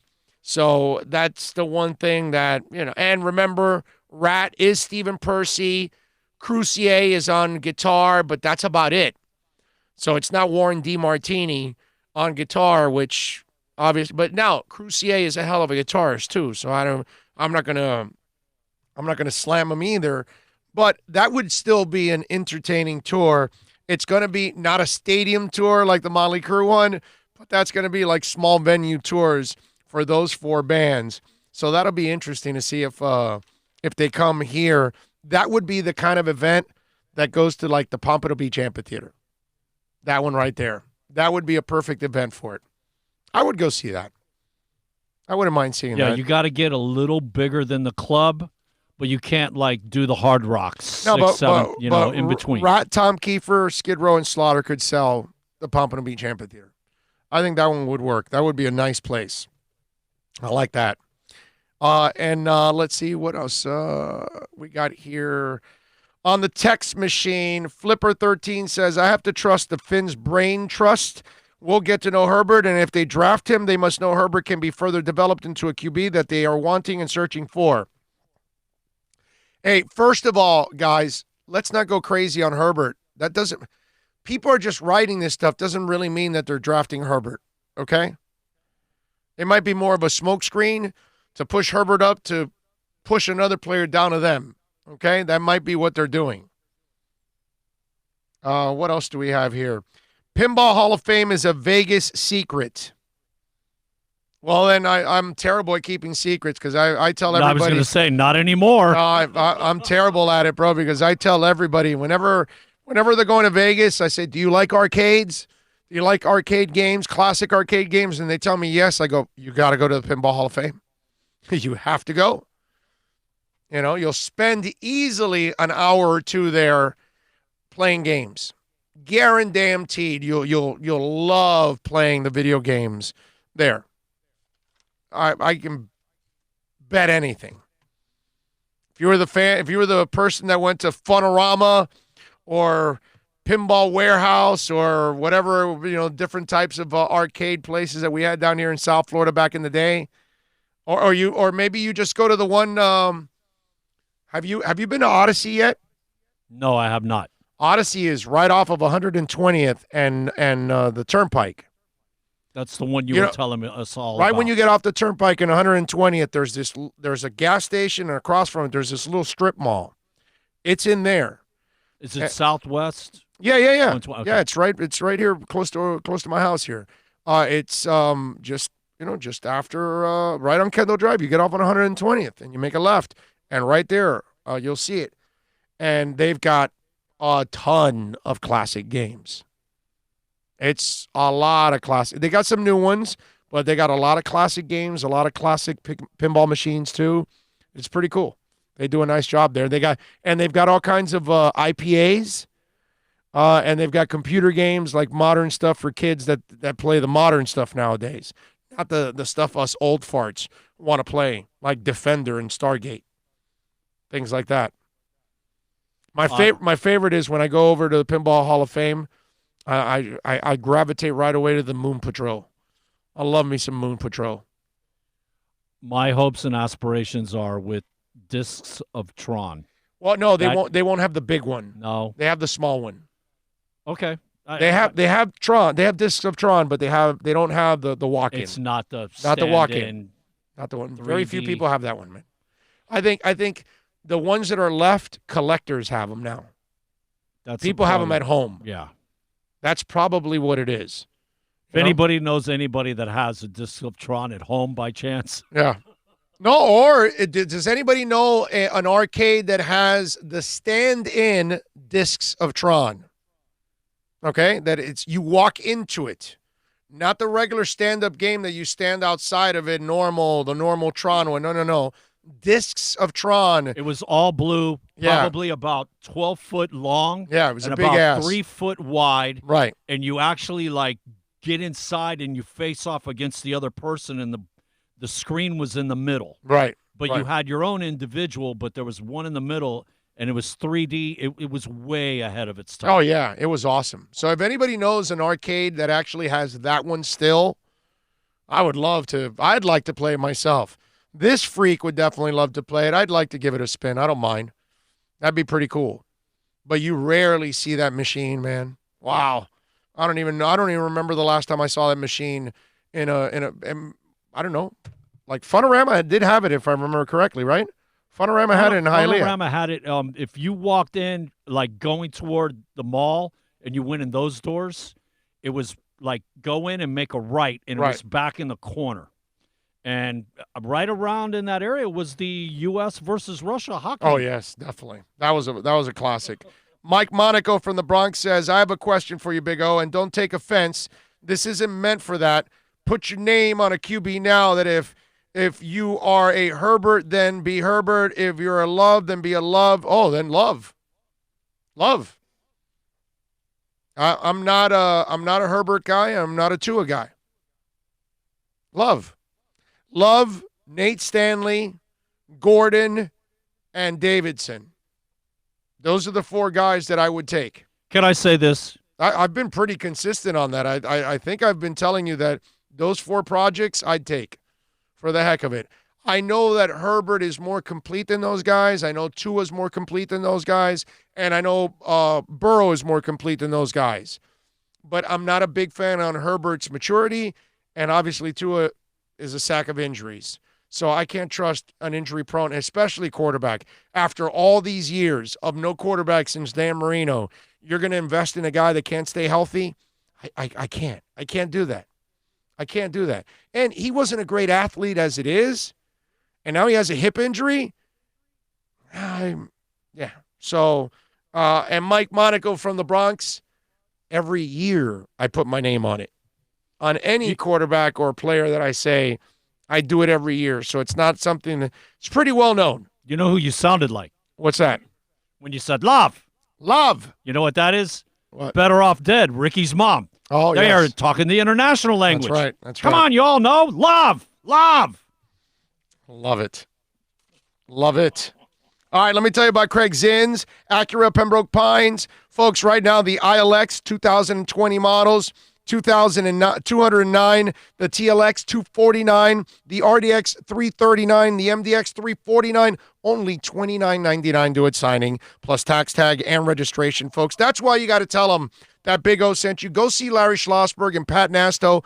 Tony Stampone, all the amazing people. And if you own or lease an Acura, go get it serviced there. Mike Chan, Jordan Ferber, the best service department out there. The number one volume Acura dealership in the Southeast United States can be found at 15601 Pines Boulevard, just off of I-75 in Pines. Finest dealership in the business. No better Acura dealer than Craig Zins. Acura of Pembroke Pines. No one expects to get into a crash, but I expect you to go to accidentlawfirm.com if you do. Make sure when hiring a driver, you go through a rideshare app so that you can be covered by the insurance, which can be up to $1 million, whether you're a passenger or a driver. In other words, don't try to save a few bucks by paying cash instead of going through the app. I'm attorney Bobby Nunez from Nunez Law in Miami, and we're here to help you through the process. Go to accidentlawfirm.com for a free consultation from me, Bobby Nunez. That's accidentlawfirm.com.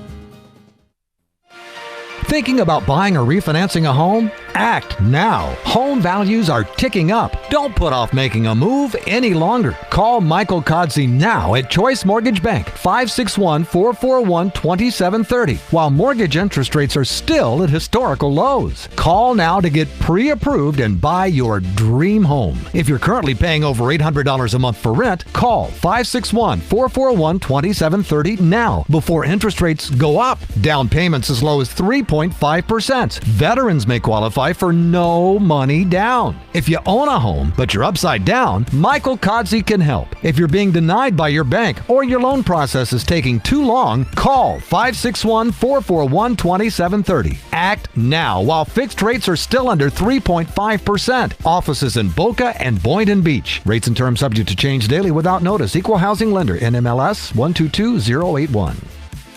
Plus tax, tech title. It includes $8.99 dealer fee on approved credit. Offers end 11/10/19. Over 1,500 Toyotas are on the ground, and truckloads of new 2020 Toyotas just keep on coming.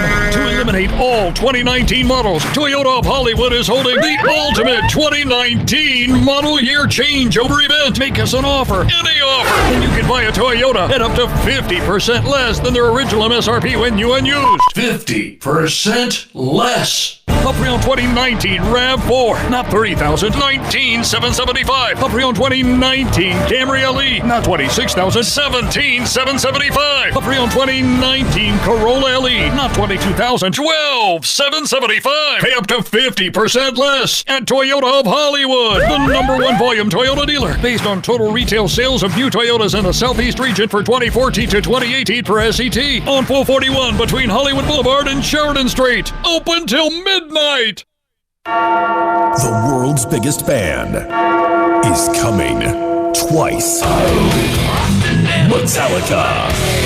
Headlining the Welcome to Rockville Music Festival. 2 different nights, 2 different sets. The weekend of May 8th through the 10th. Go to welcometorockvillefestival.com for all information. Get your tickets on sale right now. The one, the only Metallica. Go to welcometorockvillefestival.com.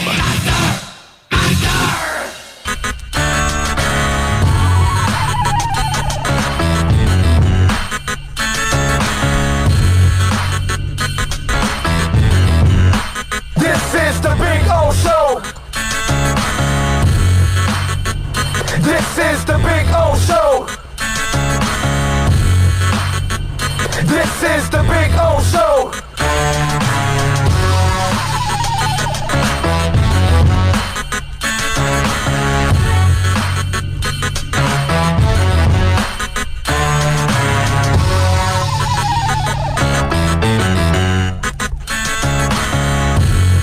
This is the Big O Show.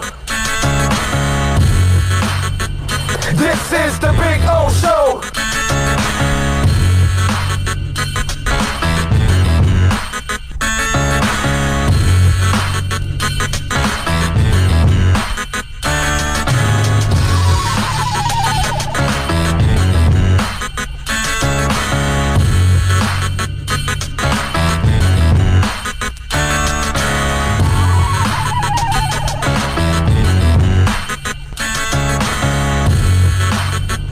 This is the Big O Show. This is the Big O Show. All right, we're ready to rock here. Time to have a little fun, although I see a text here from, what is is this Geesis Cases or something? He says, I know the Dolphins and Greer don't give a crap what fans think or media. They will screw the draft like they always do. Really, there's only one legit high probability of success QB in the draft, and that's Burrow, which Miami will never get, even if Greer offers his firstborn and picks whatever. I don't know what else he's got there, but okay. So that's fine. So then I guess, dude, don't worry about the season then. It's over, I guess it's over for you. Don't even worry about just one season. Say the next 3 or 4.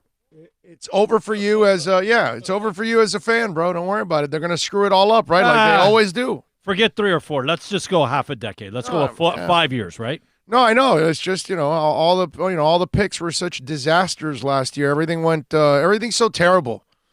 I love it. I love the jaded fan that just just sit back and actually analyze what's going on, and maybe you might look at it a little different. That's all. I get it in the past because it was kind of the same cycle going over and over again, and so I get it that some of you don't think for yourselves, so you just go the lazy route and you say, oh yeah, no, they'll screw it up, and it's that's not the case, but whatever. I mean, I wouldn't call anything that happened this year a screw up. I think this year was actually pretty phenomenal. All right? Just like going to Moody's Dental and your teeth are all screwed up and then all of a sudden they look phenomenal because Eric and the incredible staff at Moody's Dental fixed it, baby. 305-821-0231. I've got my Invisaligns on and I'm straight. It's amazing how much more straighter they are now. I mean, remember I told you how I had the two teeth were on top of my middle tooth, right? Now they're all separate. Now they're all now there's space in between, and now they're going to start settling in together and aligning. How crazy is that? How it really, really works. So if you're looking to straighten out that teeth and so you can have a brighter smile, maybe you want to fix some cavities, a root canal, a crown. Listen, state-of-the-art equipment, and they take care of you like gold. Customers are always happy when you go to Moody's Dental. I know because I'm super happy. 305-821-0231. Eric Moody's has been doing this for a long time. He and his dad. I'm telling you, this is a great family with a great practice, modern technology with it. I've told you guys this already over and over again. You're going to get a filling. You're going to get some kind of a what's it called, a crown or something like that. You know how you have to leave with a temporary, come back a week or 2 or 3 weeks later? They make it right there. Your implant, they'll make it right there. You won't have to make a second visit. What a beautiful thing. Moody's Dental, 305-821-0231. You know, it's the thing I like. What's that? The after hours to accommodate you with work and whatnot, man. That's awesome. I think Tuesday's one of those days. They're open till 8 o'clock because some customers can get in before 5. That's smart. One day or 2 days a week, you open later for, you know what it is that you have to take off from work? And maybe you might be even losing money from taking off to work to go get the dentist. That doesn't make any sense at all. So Moody's Dental, make sure you obviously support the sponsors that are supporting us, okay? And when we're done here in another, 2 months, I think I need, we're going to show you the before and after, and you're going to see how screwed up the bottom part of my teeth were and how they were all on top of each other and how they're all straight now. It's awesome. Even my bite was, the top is supposed to go over. It's behind. So now it's going to be over again also. It's going to be normal. I'm just telling you, it's pretty cool. They do a great job. Well, if I wouldn't back it up if they didn't. At least there's going to be one thing normal with you, your mouth. Right. Yeah, that's about it. No, not the mouth, the teeth. The mouth is still a problem. It gets me in trouble all the time. So, what can I tell you? 786-322-1105. That's 786-322-1105. Did you guys, let's get into a little Joe Burrow Bengals talk.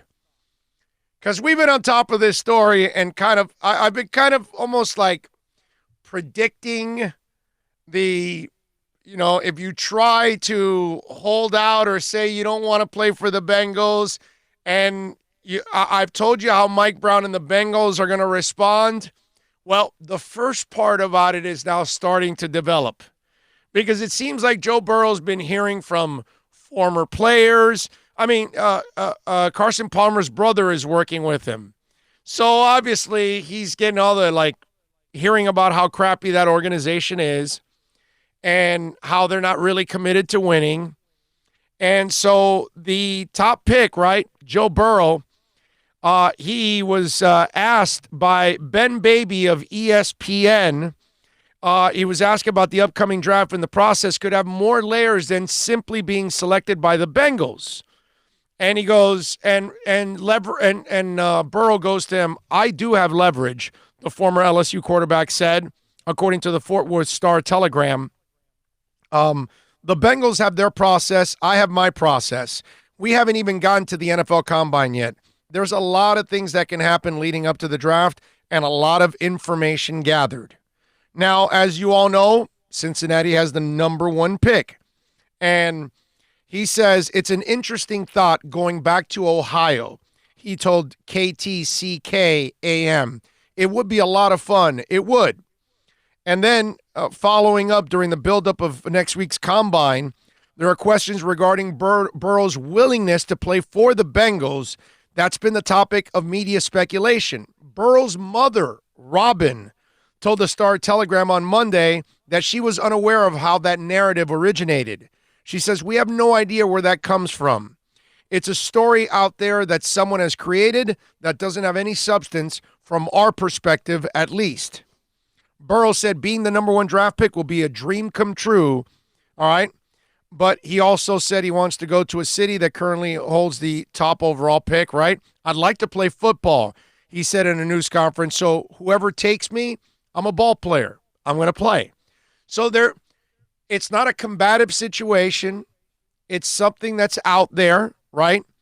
And he hasn't said at all, I'd love to be a Bengal.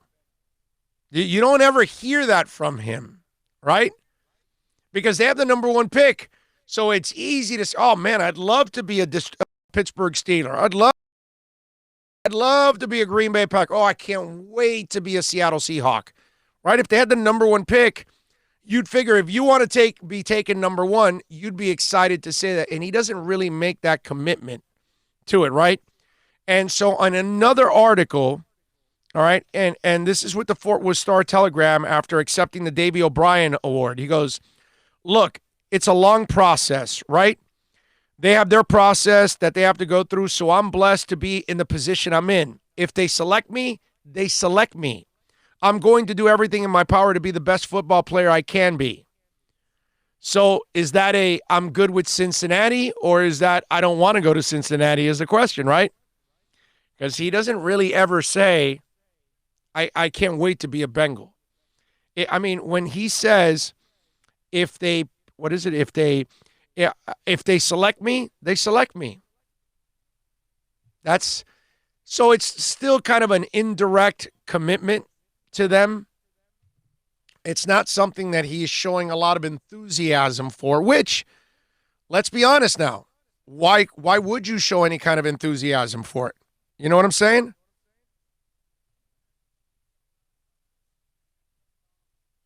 Wait a minute. Okay.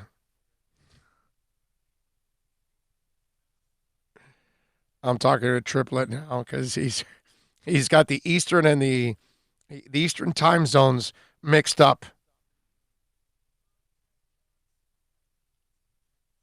Oh, wait a minute. I'm sorry, folks.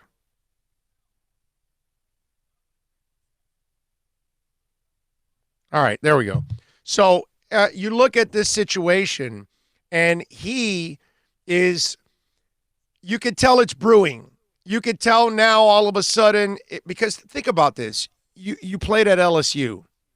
You left Ohio State, you went to LSU, so you've played for 2 major programs. Now you end up winning the national championship. You got your victory cigar. You're enjoying all of that. You're enjoying the praise. And then you want to then make the next step of playing in the NFL. But every kid that goes to the NFL, you want to ball in the NFL and you want to win, right? Because you don't want to go to an organization that's not trying to win, that's not committed to trying to get to a Super Bowl, and you're busting your ass every day to try to win, but you don't have the help around you. That's kind of difficult. I get it. And it's easy for Joe Fan to say, well, it should be an honor to whatever team you play for in the NFL and all that. Yeah, and it's great. But I think you as an employee and myself, you want to work for a company that supports you. You want to work for a company that is headed in the right direction, all of those things, right? I mean, heck, I left a radio company that clearly they weren't headed in the right direction. That's why their stock has plummeted from $15 to like $3 or $4, okay? And they destroyed, QAM. There's one live show left. So, that's what I'm saying. You don't want to work for garbage like that. You don't want to work for clueless people. You either want to work on your own, like what we're doing now, that we get to work for ourselves, or you want to work for somebody like I do for Sirius, that they're a good company overall. That makes you feel good when you work for a company like Sirius. But we've all been in it, man. You're in sales, and there's this one company that's not good, and then you could get a job with another company. There's no difference. And Joe Burrow, maybe that is starting to set in for him now. And so in this process, I wonder how these interviews are going to go between him and the Bengals. But remember what I told you a while back. This is the wrong owner to say, I don't want to play for you. Mike Brown is not trying to win. He doesn't care. He'll leave your ass out there and let you hang to dry and say, well, if you don't want to play for me, you're not playing for anybody. That's it. And he won't trade you. So that's where this fight can get really, really ugly for Joe Burrow. But the comments, none of them have been accepting and excited about being a Bengal. Okay? 786-322-1105. That's 786-322-1105 if you want to get in on the program. By the way, a couple changes here we have on the show because that's how we work it. Chris Trapasso from CBS Sports, a draft insider. We're going to talk draft with him at 2 o'clock, okay? At 2:30, Mike Triplett is going to join us to talk about the breaking news with Drew Brees coming back. But I got to ask him about Teddy Bridgewater and Taysom Hill also in the process. So we'll have him at 2:30. And then at 2:45, my buddy Matt Verderam from Fansided, Stacking the Box podcast, to talk a little NFL at 2:45, 2:50, something along those lines. So, I mean, we got a freaking loaded ass show for you that's coming up, all right? I mean, this is amazing how we ended up adding another interview in the process, because we got Bill and John. We got two producers that are constantly working hard on this show to make things happen. And I can't do it by myself, man. Nobody can do it by themselves. But that's why we want to give you, as intense sports talk, as real sports talk, that you're not getting really in South Florida anymore. You're getting all kinds of fluff because the few stations that are left have the teams on there, and their boss won't let them talk negatively about the teams if there's anything negative going on. So, you want to get real sports talk with some balls, you tune in here every single day, and we'll give you the opinions and the insight that you're looking for. Let's see. Daniel Amador says, why not trade up for Chase Young, then get QB in the second round, other third round, and get an offensive line help? Why, Daniel? Because that would be incredibly dumb. Why are you going to give up a whole ton of picks to move up to get him? And I know Chase Young's a hell of a player, but what if, you made all this to build a team, not to trade all your picks for a guy. And to go from 5 to 2 to get Chase Young, you're going to have to give up several picks. And I just don't think that makes any sense. If you know what you're doing, you'll get a player at 5, you'll get a player at 18, you'll get a player at 25, you'll get a player in the second round, the third round. If you know what you're doing, you don't have to be lazy and trade up all your picks for one guy. Hey, Jadeveon Clowney, a heck of a player. But he never really became what they thought he would be at number 1. They thought he was going to be a sack monster. And he was a guy that he's gotten to 9 sacks the most each year. And I know he's an impactful player, don't get me wrong. But number 1 overall, you expected even more than that. Yeah, he didn't do anything like when he went to South Carolina. It was flipping over the knee. The blocking. The knee, which could happen. And that's why you have all these picks.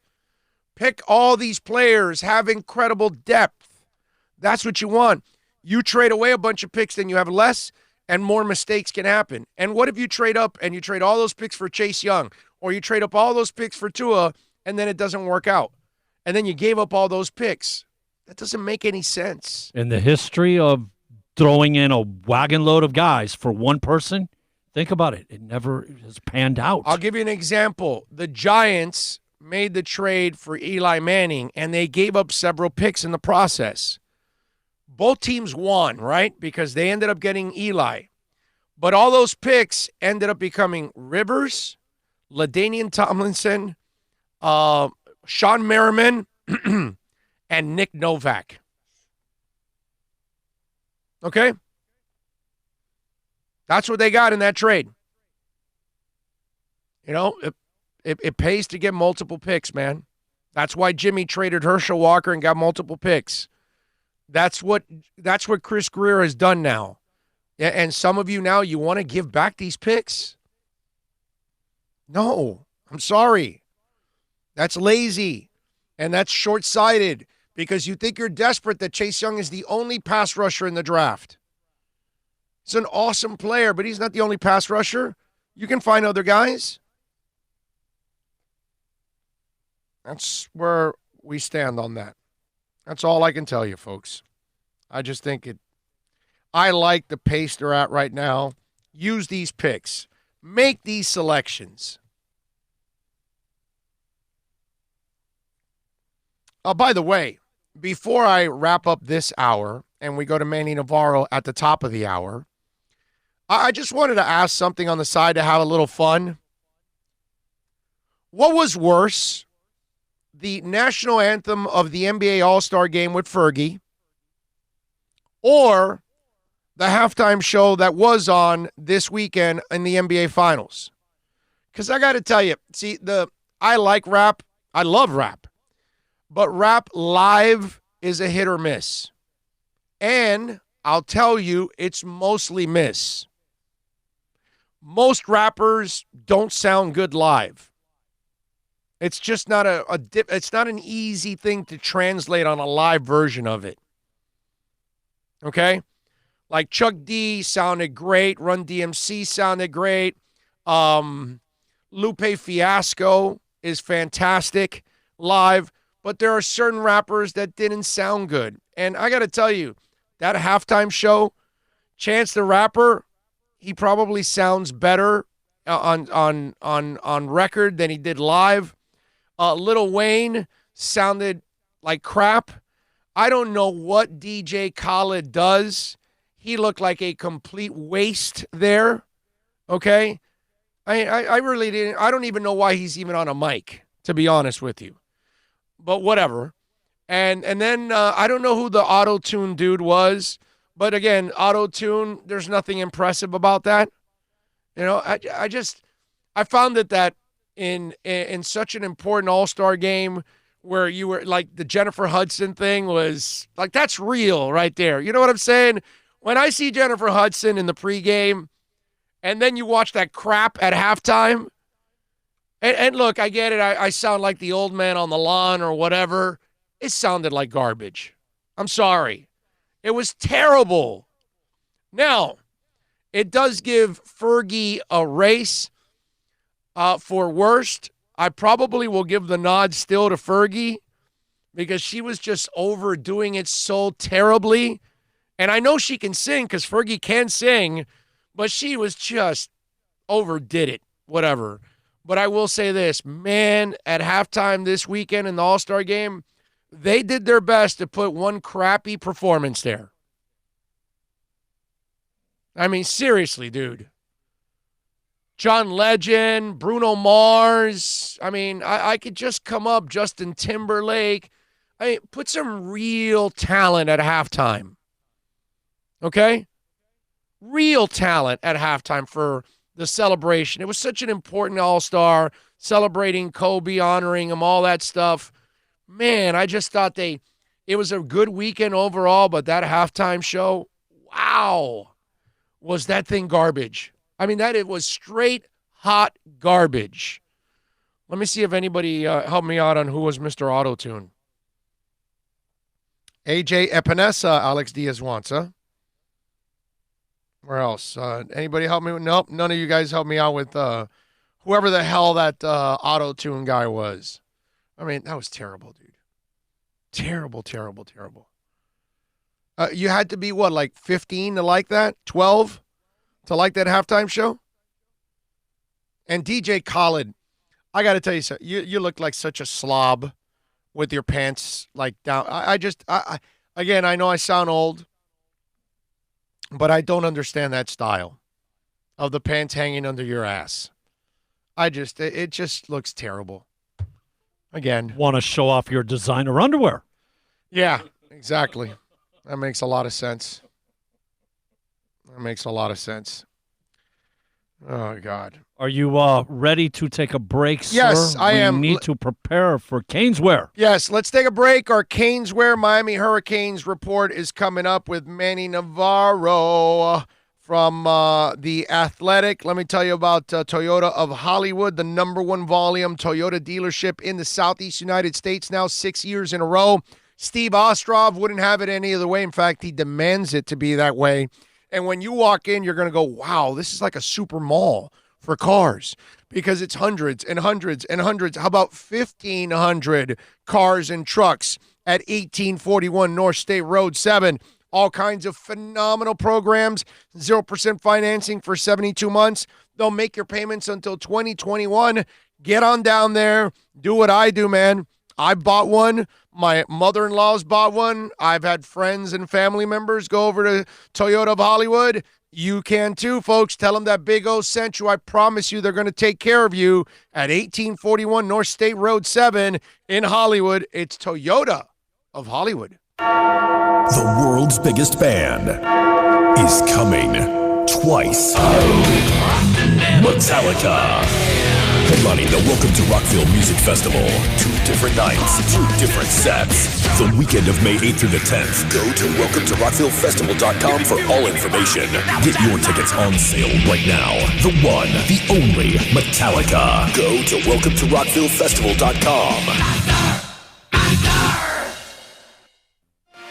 Thinking about buying or refinancing a home? Act now. Home values are ticking up. Don't put off making a move any longer. Call Michael Kodsey now at Choice Mortgage Bank, 561-441-2730, while mortgage interest rates are still at historical lows. Call now to get pre-approved and buy your dream home. If you're currently paying over $800 a month for rent, call 561-441-2730 now before interest rates go up. Down payments as low as 3.5%. Veterans may qualify for no money down. If you own a home, but you're upside down, Michael Kodsey can help. If you're being denied by your bank or your loan process is taking too long, call 561-441-2730. Act now while fixed rates are still under 3.5%. Offices in Boca and Boynton Beach. Rates and terms subject to change daily without notice. Equal housing lender. NMLS 122081.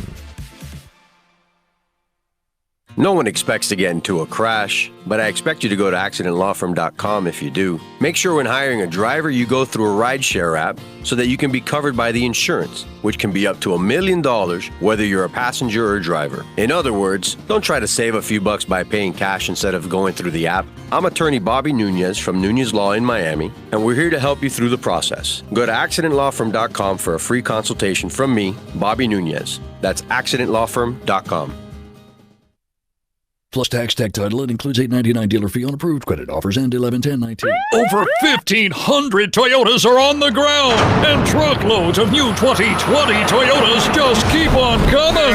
To eliminate all 2019 models, Toyota of Hollywood is holding the ultimate 2019 model year changeover event. Make us an offer, any offer, and you can buy a Toyota at up to 50% less than their original MSRP when new and used. 50% less. A pre-owned 2019 RAV4, not $30,000, $19,775. A pre-owned 2019 Camry LE, not $26,000, $17,775. A pre-owned 2019 Corolla LE, not $22,000, $12,775. Pay up to 50% less at Toyota of Hollywood, the #1 volume Toyota dealer, based on total retail sales of new Toyotas in the Southeast region for 2014 to 2018 per SET, on 441 between Hollywood Boulevard and Sheridan Street. Open till midnight.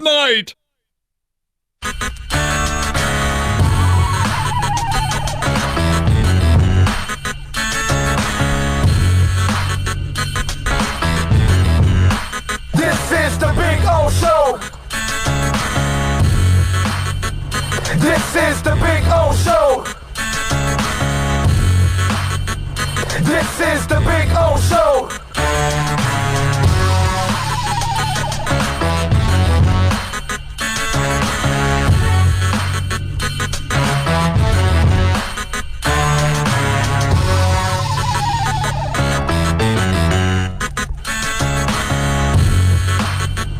This is the Big O Show. This is the Big O Show.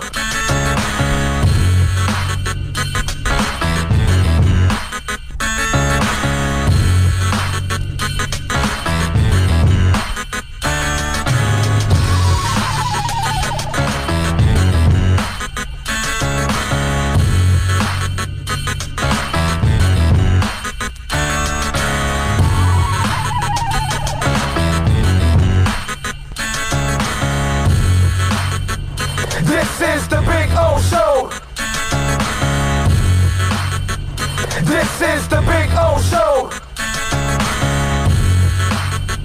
This is the Big O Show. This is the Big O Show.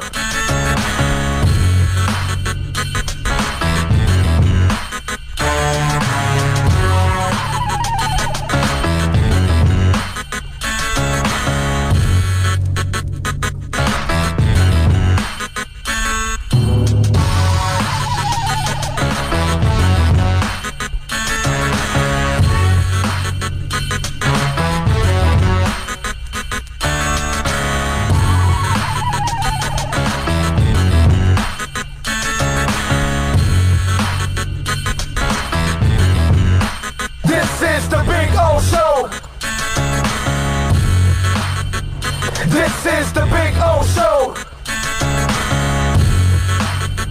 This is the Big O Show.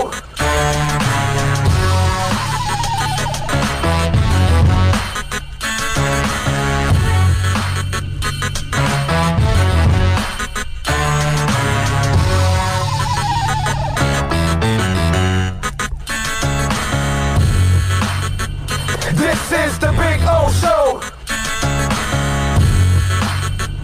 This is the Big O Show.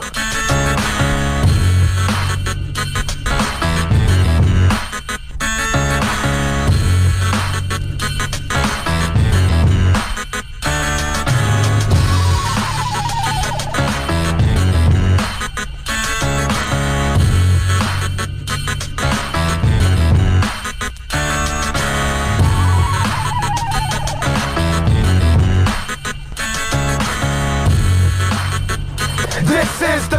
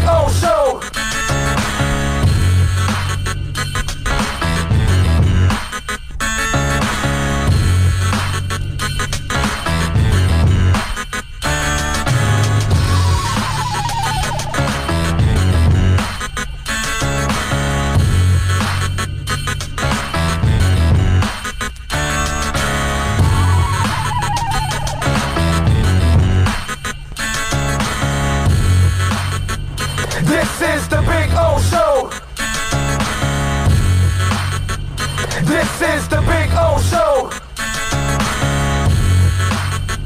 This is the Big O Show. This is the Big O Show.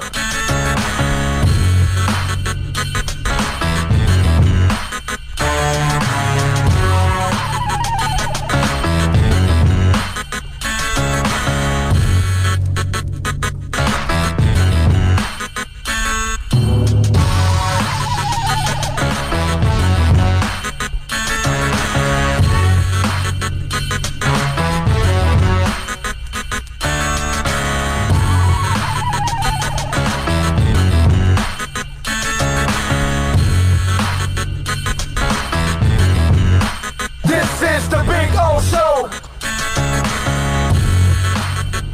This is the Big O Show. All right, it's time to talk a little Canes. This is the Big O Show. And we'll talk a little Marlins, too, right now with Manny Navarro from The Athletic. It's our Caneswear Miami Hurricanes report. We do it every week at this time, as always. And, Manny, I saw you, my brother, in that scrum up there in Jupiter, my brother, doing a little baseball because it's been very, very good to you. Yeah. It's the time of year, man, where things slow down with the Kings. And so they asked me to help out and do a few Marlins games. And so that's why I was up there, part of that scrum. I was speaking, so I was there basically to see if there was going to be any important news. And really, it was the same message we hear from them is that they expect to win more this year. But we'll see. We'll see what happens. Tom D'Angelo was there with you in that scrum, and we had him on earlier, and I just want to get your thoughts because I know people kind of ran with it, what Sherman said about building a championship team. I almost felt like he really didn't really express himself the right way.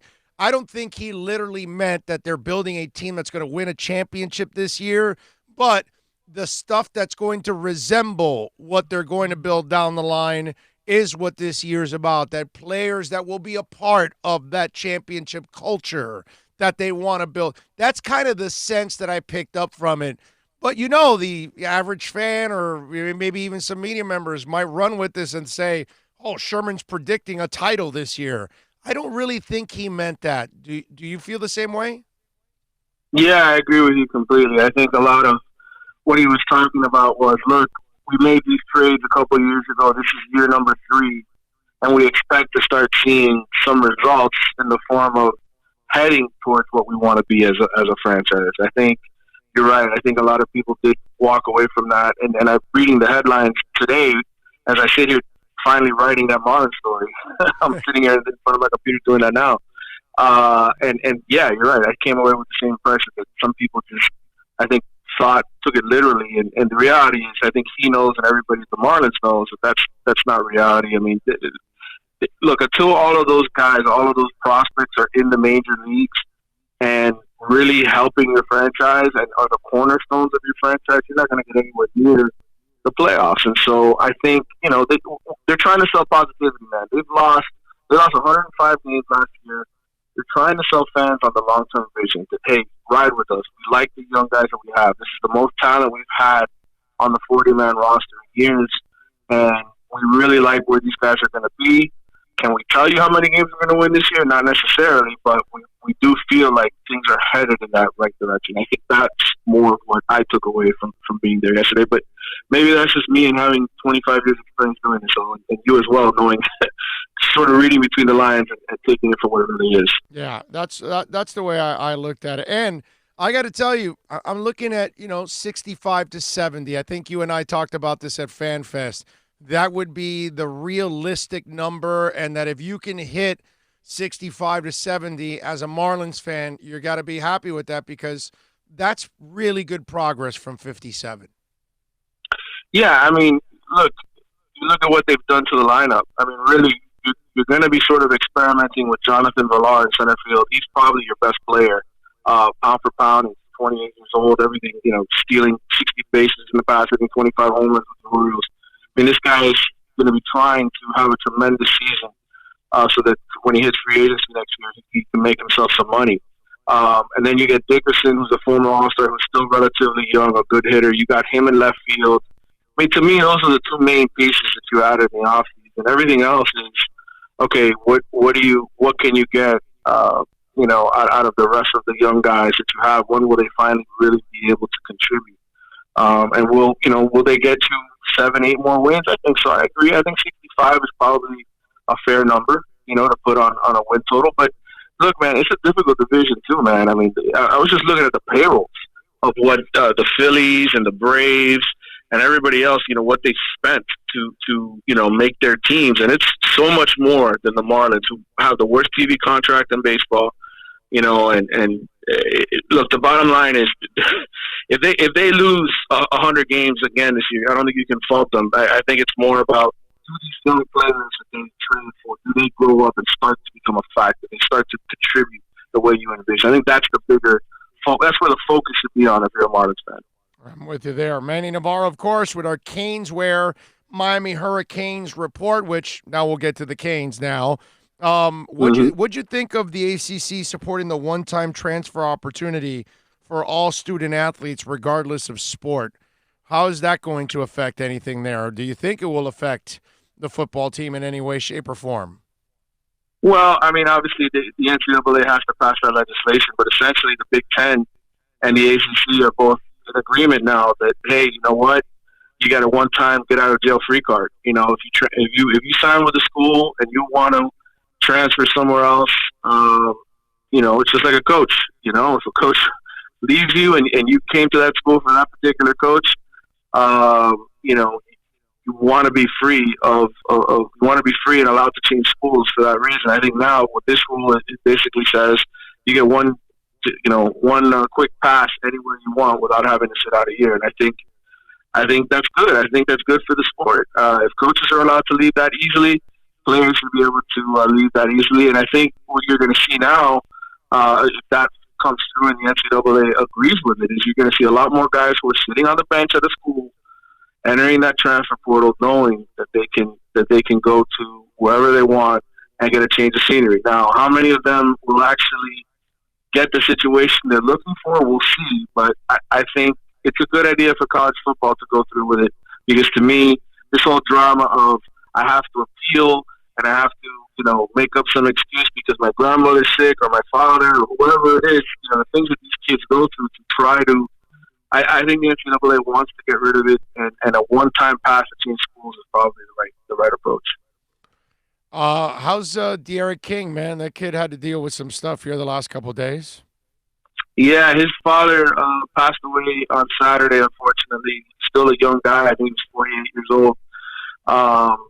Somebody had messaged me on Saturday and they said, "Did you hear about De'Aaron's father?" And I said, "No." And then I looked on his Twitter page about an hour later, and he posts, this long message about his dad and losing him. And that's obviously tough to deal with, man. And anytime you lose a parent, and De'Aaron was obviously very close with his dad. His dad ran a 7-on-7 team in the Houston area, and a lot of those athletes from the Houston area loved his dad, really appreciated what his father did for them with that 7-on-7 team. So, it's going to be an emotional season. Not only is this guy changing schools and trying to get his NFL draft stock up at Miami, but now he also has the emotion to wear on his sleeve every day of, hey, I gotta play to take care of my family. My dad is gone, and so I think you're going to see an ultra motivated De'Aaron King when this season gets underway and when spring practices get away on February 29th. I think these guys are really, and I think the other thing is when those kind of things happen, if you're sort of a beloved player on a team and the guys on the team support you, which I would expect that's going to happen with De'Aaron King here at Miami, that can rally other guys around you too. Guys are going to want to raise their level of play because they support you and they know what you're going through. And so it's the kind of thing that can bring a team together. And I hope for De'Aaron King this season at Miami turns out great for him, because I've heard nothing but great things about him as far as his personality and the way he is off the field. All right, Manny Navarro, of course, joins us every week to talk a little Canes. What's the latest recruiting-wise, my brother? Anything new that we should know about? Yeah, well, last week they were able to pick up the commitment from Thaddeus Franklin, the running back from Chaminade Madonna, who had previously been committed for a while He's about 6'2", 215, and the kid, it was kind of a surprise because everybody thought once he decommit, that's it. But Thaddeus decided that he wanted to commit again and be a part of the 2021 class. And so fans are happy about that. He's a big, like I said, 6'2", 215, big, thick kid who runs the ball really hard, physical back. It's good for Miami because they basically got 4 scholarship running backs right now. And Cameron Harris, if he has a great junior season, we know he can end up going pro. You've obviously got Robert Burns, the veteran guy there, the redshirt junior, and you got the 2 freshmen, Don Cheney Jr.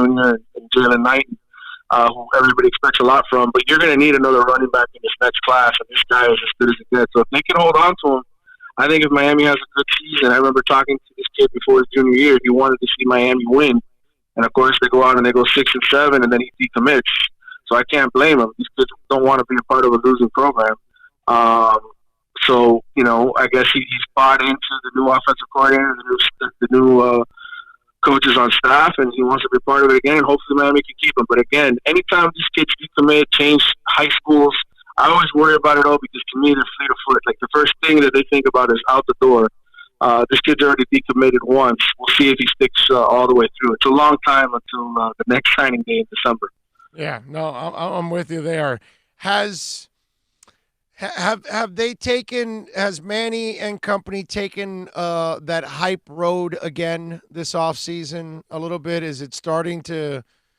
Are you starting to feel a little sauce on top of the talk? In other words, I don't get that impression, man. I don't see a lot of pounding of the chest like I did a year ago with the new Miami this and the new Miami that. A lot of the videos that the school is putting out is just them working out and what they're doing with their off-season training. I have seen a little bit more reserved attitude, I think, from Manny. And I wrote about this when he did his press conference on signing day. I felt like you finally saw a coach who's like, you know what? We went 6-7 and lost FIU. There's no swagger here right now. There's no reason to walk around like we're big badasses when we haven't done anything. And that's been Manny's message. He sat down with Andy Staples of The Athletic last week, my colleague, and did a podcast with him. And he kind of repeated his message. It's about the work. It's about what we're doing in the off season, And I think if he does more of that, I think the players sort of follow in line, man. I think they're going to follow suit. And you know how it is, though. Every coach, every player, most players repeat what their coach says. And I think you want to hear the players talk about what they're doing to improve versus, hey, we're the new Miami, we're this, we're that. I think that mentality has to be who this team is. And when ESPN, by the way, came out with their football power index, I don't know if you saw this, but I tweeted about it yesterday. They had Miami 37. I was going to ask you about that, 6th in the ACC, yeah. Yeah, 6th in the ACC. So to me, if I'm Manny Diaz, I'm jumping up and down because these kids, when they see that kind of stuff, it has to motivate them, right? Because Florida State, who just had a terrible season as well, won 6-7. They're number 23. And so if I'm Manny Diaz, I'm building that whole mentality of, look, everybody doubts us. Everybody saw what we did last year. We didn't do anything. We got to earn it. We got to earn it. I think if you keep pumping that message through, eventually kids are going to buy in that way, and that's going to be part of their motivation to show up and play well. Hey, nobody respects us. I think when Miami thinks that way, when Miami players think that way anyway, in the past, to me, that's almost been better when they've had doubters versus everybody patting them on the back and saying, oh, yeah, you got a new quarterback in Derek King. Of course you're going to be better. I think it's better for Miami to have this message of, hey, you're 37th. There's 5 other teams better than you in the ACC, and if you're going to impress us, you got to earn it on the field. And so I think Manny's okay with that. All right, so Manny, let me ask you something. If they're voting Florida State that much higher than Miami, is it because they feel that Florida State has better talent overall than Miami? Because it can't be necessarily about the coaching or the results or anything. Both were poor on the field. Neither one was impressive. And I know that Florida State changed their coach, and that's still an unknown. So is it more about that that the voters must feel that Florida State's roster is more stacked than Miami? They could. I mean, the way the football power index is done is really based off of analytics. It's how much is returning in terms of production, etc. And I think for whatever reason, Florida State is viewed as being in a better position than Miami. But that's neither here nor there. We know that they have a new coach. We know that their quarterback situation is far from settled. And so, to me, the fact that they were 22 was a little eye-opening. I didn't quite understand that. But again, most of that is built on analytics. So I'm guessing part of that is they have maybe more guys returning in certain positions. Who knows? Maybe the loss of Shaq Quarterman and Michael Pinkney and some of the guys that Miami had on its defensive line, like John Garvin and Scott Pat. Maybe that plays a factor. I don't know. I just know this. If I'm Manny Diaz, I'm happy that they're 37 and not 17 or something, where all of a sudden these guys see that and everybody knows we're going to be a top 25 team. I think you're much better off, man, when you can sort of, hey, look at that, man. You guys have beaten FSU 3 years in a row, and they still think those guys are better than you. Oh, the Wide Right podcast. What's going on with it, my brother? Well, we took last week off. How dare you? I was working on some other things. Yes, I know. Well, I warned everybody. I said, hey, there's going to be a little bit of a dead period here. We'll come back. But no, we're planning to do something here again soon, and I'm in the middle of working on that and booking some guests and stuff. But we'll be back at it. And as I teased to it earlier, my colleague, Andy Staples of The Athletic, who spent many years at Sports Illustrated, he has a new story that he posted on Monday from his sit-down with Manny Diaz. He's got the podcast that he did that's available at theathletic.com. And again, I keep telling everybody, man, $4 a month for that, for all of the coverage that you get from The Athletic, which is different from the newspapers and everything else. These are much longer reads usually. And we've got guys who break news on the beat all the time. Bruce Feldman, all these guys who cover for college football. If you're a college football fan, man, I think we got the best website for college football coverage. So I encourage you to check it out and to get a subscription. There you go. And follow him on Twitter at Manny_Navarro. Better yet, go to Caneswear at 2511 South University Drive in Davie. Get your Canes gear there. Get your Dolphins, Miami Heat, Marlins, Panthers, and how about Inter Miami? They got plenty of Inter Miami stuff. Plus, they'll be getting the jerseys in shortly. So all kinds of good stuff there at Caneswear. We thank Brett and all the great people for making it happen every week. Manny, as always, my brother, thank you for taking some time. You're an absolute stud, man. We really appreciate it. No problem. Thanks for having me on, man. You got it, baby. There you go. The great Manny Navarro. Love having Manny on to talk a little Canes. And we, damn it, I should have asked him a little bit about the baseball team getting number one, but all right, well, it is what it is. What are you going to do? We will now take you for, we're going to talk, we got talk here for a little bit, for about an hour here now, that we'll do some talk, and then we'll get to Mike Triplett at 2:30, Matt Verderam at 2:45. All kinds of stuff going on here on the program as we work our way to the final hour of the show. If you guys want to get in, it's really simple.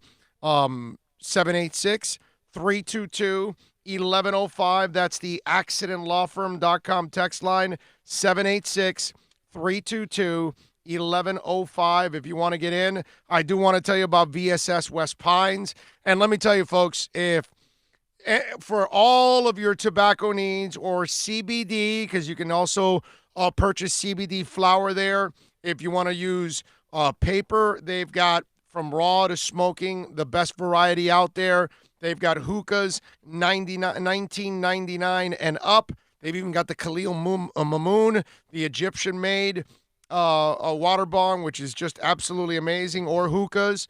They've got CBD, which, of course, is great for stress, for sleeping, for pain management, all kinds of stuff.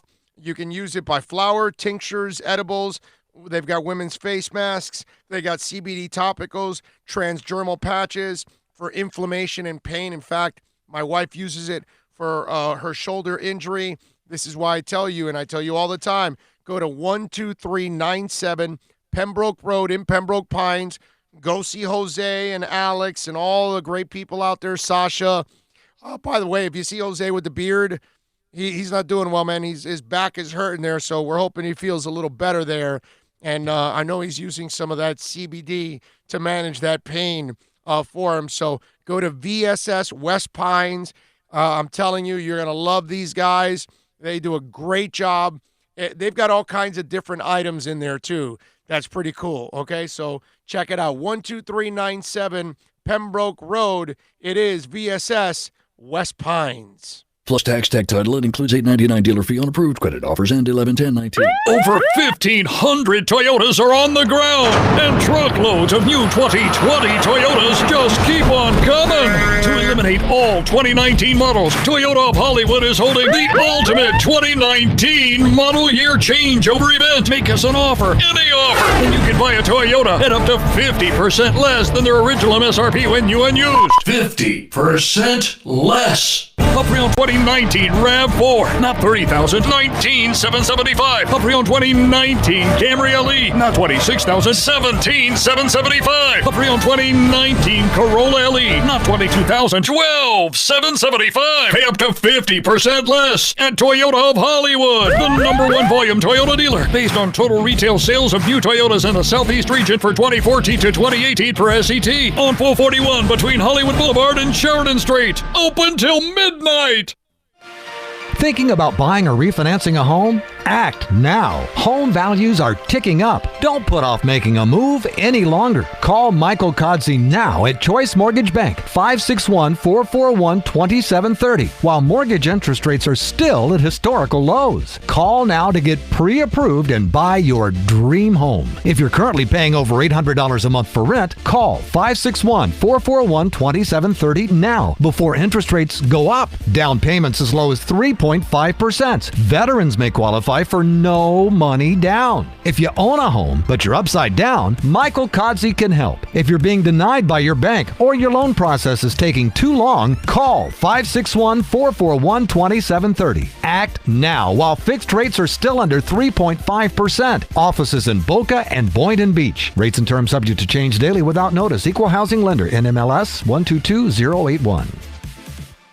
No one expects to get into a crash, but I expect you to go to accidentlawfirm.com if you do. Make sure when hiring a driver, you go through a rideshare app so that you can be covered by the insurance, which can be up to $1 million whether you're a passenger or a driver. In other words, don't try to save a few bucks by paying cash instead of going through the app. I'm attorney Bobby Nunez from Nunez Law in Miami, and we're here to help you through the process. Go to accidentlawfirm.com for a free consultation from me, Bobby Nunez. That's accidentlawfirm.com. America's safest and best-selling compact luxury SUV is at Acura of Pembroke Pines, and this is how we do it. RDX, $339 a month at Acura of Pembroke Pines, the #1 volume Acura dealer. The world's biggest band is coming twice. Metallica. Headlining the Welcome to Rockville Music Festival. 2 different nights, 2 different sets. The weekend of May 8th through the 10th. Go to welcometorocktillefestival.com for all information. Get your tickets on sale right now. The one, the only Metallica. Go to welcometorocktillefestival.com.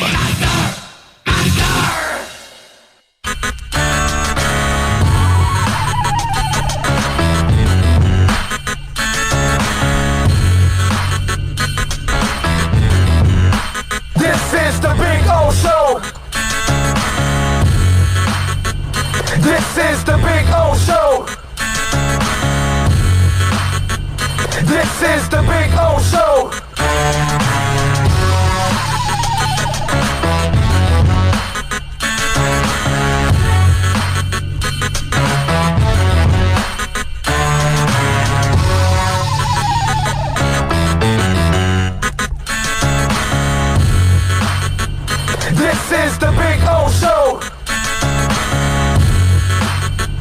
This is the Big O Show.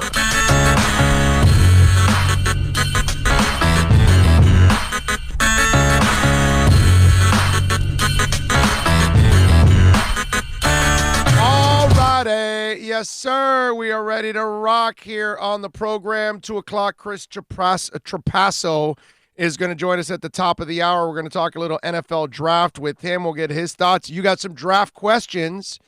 Send them in. We'll ask Chris at the top of the hour here some draft questions. Post them on YouTube here if you're watching. If you're listening and you don't want to do it on YouTube, send it in on Twitter at Big O Show.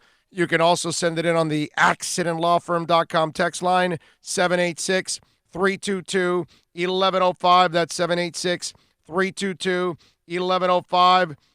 Big O's taking a big O. Maybe he's constipated. No, I just, man, my voice. Don't you hear my voice? I got to rest it a little bit. We got a lot of talking to do. So, yes, I got to take a little bit of a break. Let's see. What else do we have here? Drubo says, hashtag Uncle Luke Poison Clan. What the hell is that? I don't know what that means, Drubo. But, well, whatever. Some great rappers that sound good, probably. Well, Uncle Luke, I know what that is. I don't know what Poison Clan is. I don't know what he means by that. Maybe it's about them sounding good, rappers that sound good. There you go. Maybe that's his point. Mike Monaco says from the Bronx, he's taking an Orlando and wiping his Alzigari. Nice. I like it. I like it. You guys are as brutal as it gets, but we appreciate it. Thank you for being brutal. Oh, you hear the voices, hurting, but yeah, no, of course. I got to take some breaks, man. Stretch the legs out, you're sitting here for a few hours, all that kind of stuff. All right, so we got Drew Brees coming back in 2020. We got a report that says Tom Brady may bypass his tour now. He may have teams come to him. I don't even know if there are teams. How many teams actually are going to want Brady? There aren't a lot of situations perfect for Brady. That's going to be kind of odd. When I read that story, it's like, okay, so you're going to have teams come to you, and I go, I know you're Tom Brady, but I don't know. Maybe you're better off going to, oh, you know what it is? You could probably make it less of a circus this way because you can't track the people, whereas Tom Brady would be tracked all over the place. So, you know what? Now I kind of understand it. Now I just thought about it. This is the better way of kind of disguising who you're talking to. Because if Tom Brady pulls up to the San Diego, the Chargers facility in L.A., people are going to know, well, obviously, L.A. is talking with Tom Brady. But if Tom Telesco takes a plane quietly, flies out somewhere else that nobody knows where he's at to meet Tom Brady and his representative, that's a whole different ballgame. I think it's like Don Yee or something like that for Tom Brady, if I'm correct. But that's going to be I saw that story and that's interesting. But now when I think about it, it makes sense. Actually, it is a good way of trying to do it under the radar. That's funky, I gotta say. Anyway, all right, we got that. 786-322-1105. If you want to get in on the program, that's 786-322-1105. If you want to get in on the accidentlawfirm.com text line. Remember, you can always reach out to us on Twitter. That's at Big O Show. Give us the thumbs up while you're watching there on YouTube. Share the YouTube link with your friends on a text, Twitter, Facebook, whatever social media platform you use. Share it so more people will know about getting real sports talk in South Florida where you can get here and nowhere else. Did you see Price is Right host Drew Carey? Man, that's a sad story. Wow, I read that story, and I know it's not sports, but I just kind of wanted to read it because it's one of those stories that, like, it's a movie-like story is what it is. And fact is stranger than fiction, man, always. Yeah, it just, man, I saw that story, and I was like, wow, I feel terrible for this man because you lose your fiance, and in the manner that he also lost his fiance, which is just terrible. At least that's what it seems like. And we have such a problem with domestic violence in this country, I'm sure in this world, that men just aren't respectful enough of women. It says the production company behind The Price is Right said Monday that it would take a break from taping the hit show after the sudden death of host Drew Carey's ex-fiancée. The popular daytime game show has been postponed for this week and may be delayed until March 2nd due to the death of Amy Harwick, who was found dead after she fell off a balcony of a Hollywood Hills home, according to Fox News. Harwick, 38, a Los Angeles family therapist, apparently plummeted from a third-floor balcony to her death early Saturday, according to news release from the LAPD. Her ex-boyfriend, 40-year-old Gareth Perhouse, was taken into custody and charged with murder. The pair had recently broken up. An order of protection had been issued at some point, but was expired at the time of the incident, according to the Deadline. Carrie remembered her former fiancé in a Twitter post on Monday, said, "I hope you're lucky enough to have someone in your life that loves as much as she did," he wrote. And to think that the order expires, and that's where she finds herself in front of him, and she ends up dying from this incident. Why should that stuff ever expire? Not that ultimately it's going to protect you. If somebody wants to harm you, they're going to harm you anyway. But if the protection is there at least, why not keep it? Why is there a time limit to an order like that? I mean, if you're a threat to somebody, that should be there permanently. That should never move. But I saw that story. My heart goes out to Drew Carey, obviously, because, man, nobody wants to live out an experience like that and lose somebody you love at all in any fashion, but especially that one. I mean, and if you're Drew Carey, it's like, I couldn't be there for you also, right? Because that's the other thing that he's got to live with now. Because we would all be thinking the same thing. If somebody gets hurt that we love, we always go back to, man, I wish I was there that moment to help you, to protect you, to shelter you, to make sure nothing happened to you. And obviously, but think about how twisted of a situation it is that court order was expiring, or it had expired, and that's what opened the door for this man to go after this woman. Man, what a terrible story. Saw that, and it was just heartbreaking to see something like that happen. Feel bad for Drew Carey. All right, 786-322-1105. That's 786-322-1105 if you want to get in on the accidentlawfirm.com text line. You know, we talked about P.J. Walker yesterday with the XFL. If you have not watched the Houston Roughnecks, P.J. Walker is a player that is, I think he's thrown for 7 touchdowns in the first 2 weeks. He has lit it up. He threw a pass this week that was in everybody's highlight, a sidearm through like 3 different players before it got to his offensive player for the touchdown.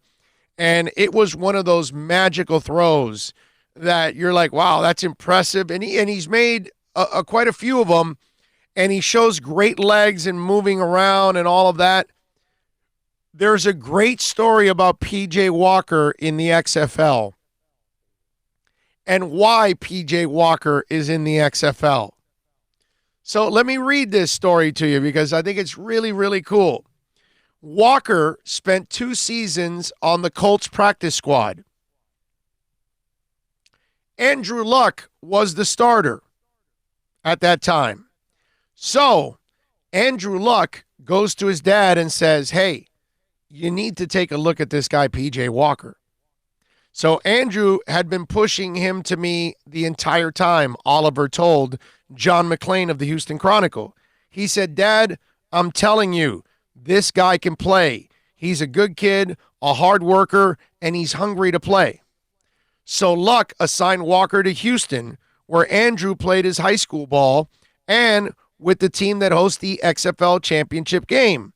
The Roughnecks look like one of the best teams in the league right now because Walker is one of the best quarterbacks. He's passed for 442 yards and 7 touchdowns in both wins. For Houston, they're 2-0. June Jones had the list of quarterbacks. Oliver Luck said he and personnel director Randy Mueller scouted him. I was delighted they wanted PJ. Ultimately, that's the kind of guy that's perfect for our league and perfect for June because he fits June's system and so well and has a chance to play and prove himself. Walker, 24, played for Matt Rule at Temple. So it stands to reason with Rule now in Carolina that Walker might parlay a good season in the XFL into a second chance in the NFL playing for Rule a second time. Now, that's something that's going to be very interesting to watch, Jones said. First, though, Walker and the Roughnecks will attempt to win a title with the Roughnecks playing host. The best case scenario for the XFL, or at least attendance purposes, would come with Houston playing in the championship game. That's pretty cool that Andrew Luck is pushing his dad, who's the commissioner, yo, you got to sign this guy. And he is the best quarterback in the league right now in the XFL.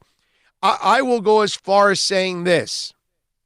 If you like football, it is worth to watch P.J. Walker play every week. That's what I would tell you. All right? That to me is, and I'm going to enjoy it because in a twisted way, remember I told you that I've been looking forward to this Dolphin season that went by? Because I'm excited about rebuilds. And I'm excited that the Dolphins are doing it the right way, tearing it all down and then building it from scratch and reloading with new faces, new names, new draft picks, and guys you don't have to pay for 4 or 5 years so you can really work your roster and really turn this team around. And so I love it. So in a way, I love this part of the XFL. Look, I know what the XFL is. I'm not expecting them to be the USFL that was actually taking players away from the NFL or the AFL back in the 60s. This is going to be a developmental league. And like Oliver Luck just said, that P.J. Walker is actually perfect for the league because that's what you want to find. You want to find some of these young, raw guys that have not had the opportunity or they've been overlooked, but you don't really want to find old veterans, guys that are hanging on to the end of their careers, journeymen. That's not going to get you anywhere. You got to try to find young guys that you can build on a little bit with the league, young guys that bring athleticism and a fresh name to it all. You know, P.J. Walker is a guy that you probably didn't realize was a backup in the Colts for a couple years.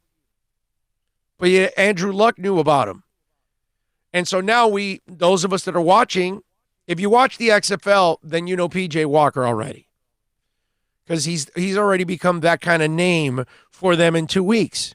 Which, again, this is really good for the XFL. Because if P.J. Walker continues to play like this, it's a great marketing tool for the XFL. They're great at marketing their product, their name, their news. They've done a great job of packaging everything, the look, the production, the reporters, all of that stuff. It's been top notch. Now you want to have little pieces of success like this.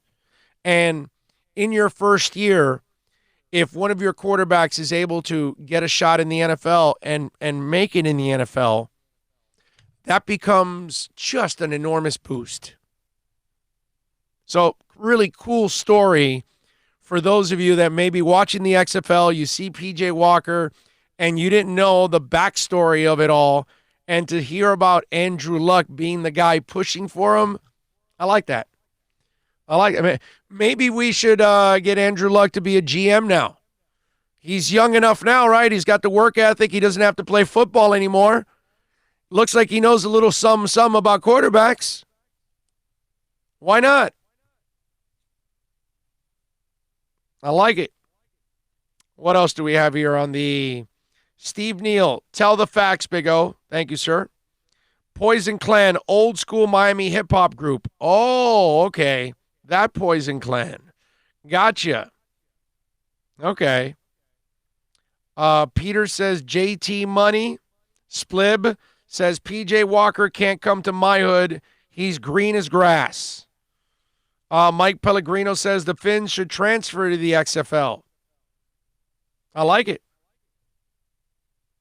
Ian goes, XFL uniforms got too much going on. Yeah, well, they're trying to make money, bro. So they got to add some sponsors all over the place. It's kind of like they're like the NASCAR of football, with a whole bunch of different things on their uniforms. But that's cool. You got to survive, man. You got to make some money. I mean, look, in the end, for those of us that want the XFL to stick around, they've got to do all this kind of stuff to hopefully be able to draw the advertisers in. If you can get enough viewers, you'll get those advertisers. And then we can actually have an off-season football league. I think I was hearing that Vince has got it set up where he can survive for 2 or 3 years, but eventually things have got to take over, the advertising and all that stuff. So let's hope that they're able to do that. I want an off-season football league. I think it would be really, really cool to have a consistent off-season football league. So, but I thought that the PJ Walker story was pretty cool to hear about that. The other thing that I saw, and I like this because, they pick on our town a lot when it comes to support and attendance and things like that, right? And they say we're not a great sports town, which, okay, I won't call us a great sports town, but I think we're a damn good sports town overall. I really do. I think we give you support when you deserve it. And the Heat is a great example that they still have sellouts. They still have great attendance all throughout, not just the LeBron years. The ratings still are great for the Heat, night in, night out, over the last few years. Ever since LeBron left, they still have had good ratings. The year after LeBron, the second year, the third year, the fourth year, every year they've had good ratings overall. NBA ratings in this town, some of the best in the country. The attendance, like I told you, it's still great attendance, and they don't have a championship team. Did you see what happened with the Golden State Warriors? Because it didn't happen here. So the Warriors, by the way, they have a terrible season going on. They're 12-43 at the current time. So they've fallen from grace, right? Now, we all know Steph Curry, Klay Thompson, injured, all that good stuff. Local TV ratings for the Warriors game on NBC Sports area have decreased at an absolutely absurd level. The Golden State Warriors, who have dominated the NBA's local ratings for the last few years, saw their ratings decline by a staggering 66% on NBC Sports Bay Area. That's what the Sports Business Daily reported on Monday. You want to say we're a bad sports town? LeBron left. It didn't go down 66%. It didn't go down 6%. Wade left. Didn't go down. Still had great ratings overall. Our NBA ratings, playoffs, are top 5 usually. We're actually one of the better NBA cities. We give, even when the Heat isn't in the playoffs, we watch the playoffs in a big way. They support the team overall. They buy most of those seats for every game. So are people going to be bashing them as being a bad sports town? Because it's kind of crappy that you forgot your team. 66% of them forgot the team because Klay and Steph are out. Man, we supported teams that didn't have any stars. And the ratings were still good, and they were still watching when they were 10-31, not just 31-10. I mean, it's interesting how ratings could have fluctuated a little bit with the Heat, but not 66%. I mean, that 66% is, I'm tuning. I'm done. I'll see you guys next year when you get stars back. Wow. You talk about a fair-weathered fan base. That Golden State Warriors bunch right there, that's as fair-weathered as it gets. Please don't mention Miami anymore. Talk about Golden State being fair-weathered. 66% drop. That's really not giving a crap about your team. That's some strong stuff there. Holy moly. Wow. All right, Chris Trapasso, he works for CBS Sports. He is an NFL draft expert, and we're going to switch gears a little bit. We're going to talk a little NFL draft. We love talking NFL draft on this show. Combine's next week, and so we will start getting into a little draft talk. Of course, you Dolph fans out there, you know you love your draft too. If you have any questions for Chris Trapasso, if you want me to ask him something about the draft-related questions, quarterback, whatever it is, post them on our YouTube chat board. Send them in on Twitter at Big O Show. Send them in on the accidentlawfirm.com text line, 786-322-1105. Chris Trapasso will join us on the other side. Right now, let me tell you about EJD Construction, folks. And I'm not talking about a handyman. I'm talking about custom home construction. I'm talking about major home remodeling, a staff that is awesome because Eric has got a staff that is as professional as it gets.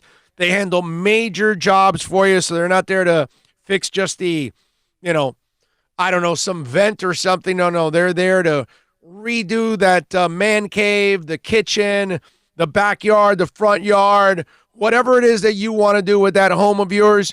You can do it by calling EJD Construction. Call Eric right now, 305-318-4978. Save it on that cell phone, 305-318-4978. And again, not a fly-by-night company. They handle $1 million homes or homes that cost $50,000 or $100,000. It doesn't matter what kind, but they handle the big jobs, man. So call them, 305-318-4978. Call Eric at EJD Construction. Plus tax, tech title. It includes $8.99 dealer fee on approved credit. Offers end 11/10/19. Over 1,500 Toyotas are on the ground, and truckloads of new 2020 Toyotas just keep on coming. To eliminate all 2019 models, Toyota of Hollywood is holding the ultimate 2019 model year changeover event. Make us an offer, any offer, and you can buy a Toyota at up to 50% less than their original MSRP when new and used. 50% less. A pre-owned 2019 RAV4, not $30,000, $19,775. A pre-owned 2019 Camry LE, not $26,000, $17,775. A pre-owned 2019 Corolla LE, not $22,000, $12,775. Pay up to 50% less at Toyota of Hollywood, the #1 volume Toyota dealer, based on total retail sales of new Toyotas in the Southeast region for 2014 to 2018 per SCT. On 441 between Hollywood Boulevard and Sheridan Street. Open till midnight.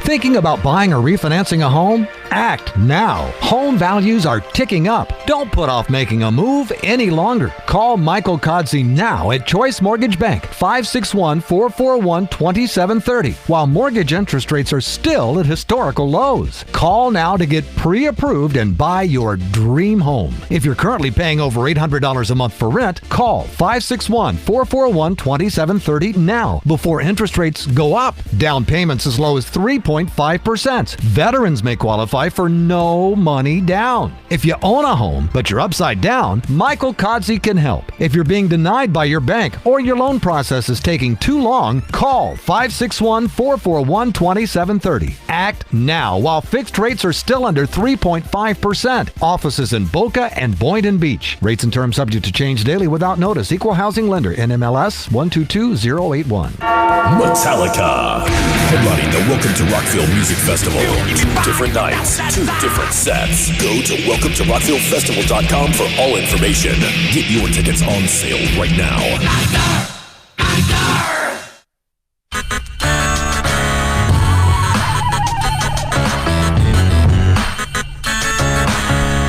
No one expects to get into a crash, but I expect you to go to accidentlawfirm.com if you do. Make sure when hiring a driver, you go through a rideshare app so that you can be covered by the insurance, which can be up to $1 million whether you're a passenger or a driver. In other words, don't try to save a few bucks by paying cash instead of going through the app. I'm attorney Bobby Nunez from Nunez Law in Miami, and we're here to help you through the process. Go to accidentlawfirm.com for a free consultation from me, Bobby Nunez. That's accidentlawfirm.com.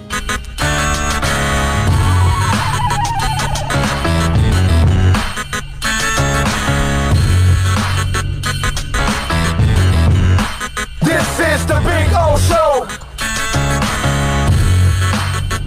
This is the Big O Show. This is the Big O Show.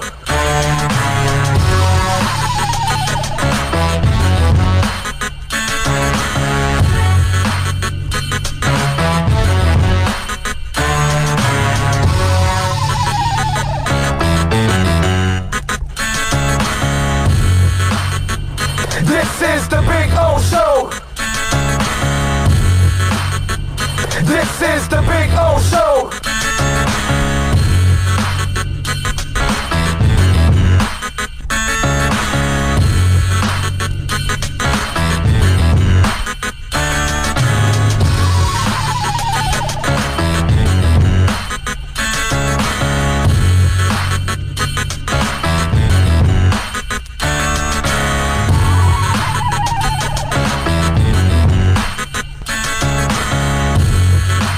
This is the Big O Show. This is the Big O Show. This is the Big O Show. This is the Big O Show. This is the Big O Show.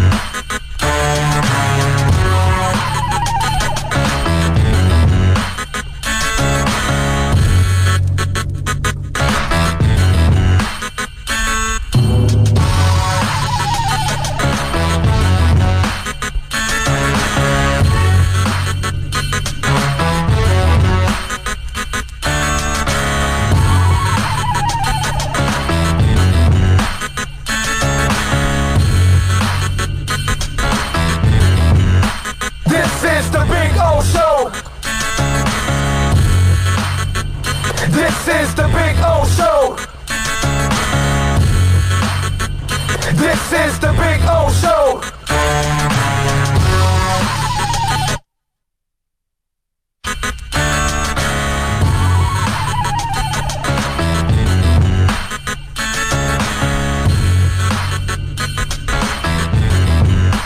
This is the Big O Show.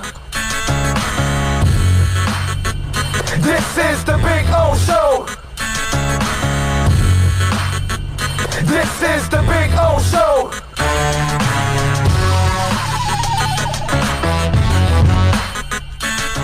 All right, we're going to rock. We're going to switch gears here in hour number 4. We're going to talk a little NFL draft. Chris Trapasso, of course, NFL draft writer for CBS Sports. Chris, did I say it right? Trapasso? Is that correct? Yeah, Trapasso. I get a lot of Trapassos, but I mean, I'm talking about football. The word pass is in my last name, so I figure that can be an easy way to remember it for the future. But you did get it right, so thank you. All right, there you go. I thought of El Paso, so I just said there you go. I'm going Chris El Paso Trapasso. So, I figured I'd go in that direction, so we did it. All right. So, Chris, let me ask you something. Where do you stand on the Tua thing? Because obviously this show originates in South Florida, and as you know, that is the hot button topic for all Doll fans out there. Personally, for me, I'm kind of off his bandwagon because I think he's a sack of injuries, even though I love him as a passer. So I'm wondering, what are your thoughts on it?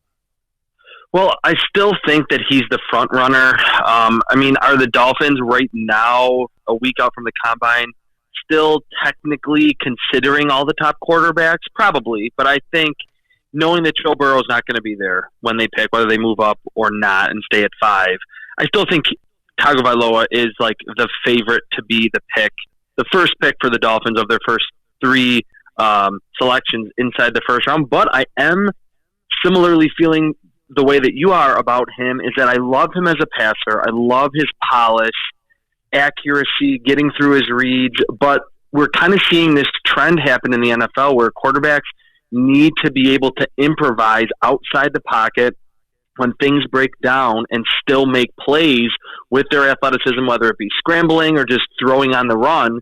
He did that a little bit in college, but I don't know if he is that type of athlete to do that on a consistent basis in the NFL. Then you bring in the hip, you bring in the ankles of the past that he's had, the injuries, and that's why I'm not as crazy high on him, calling him the next Drew Brees like a lot of other analysts are.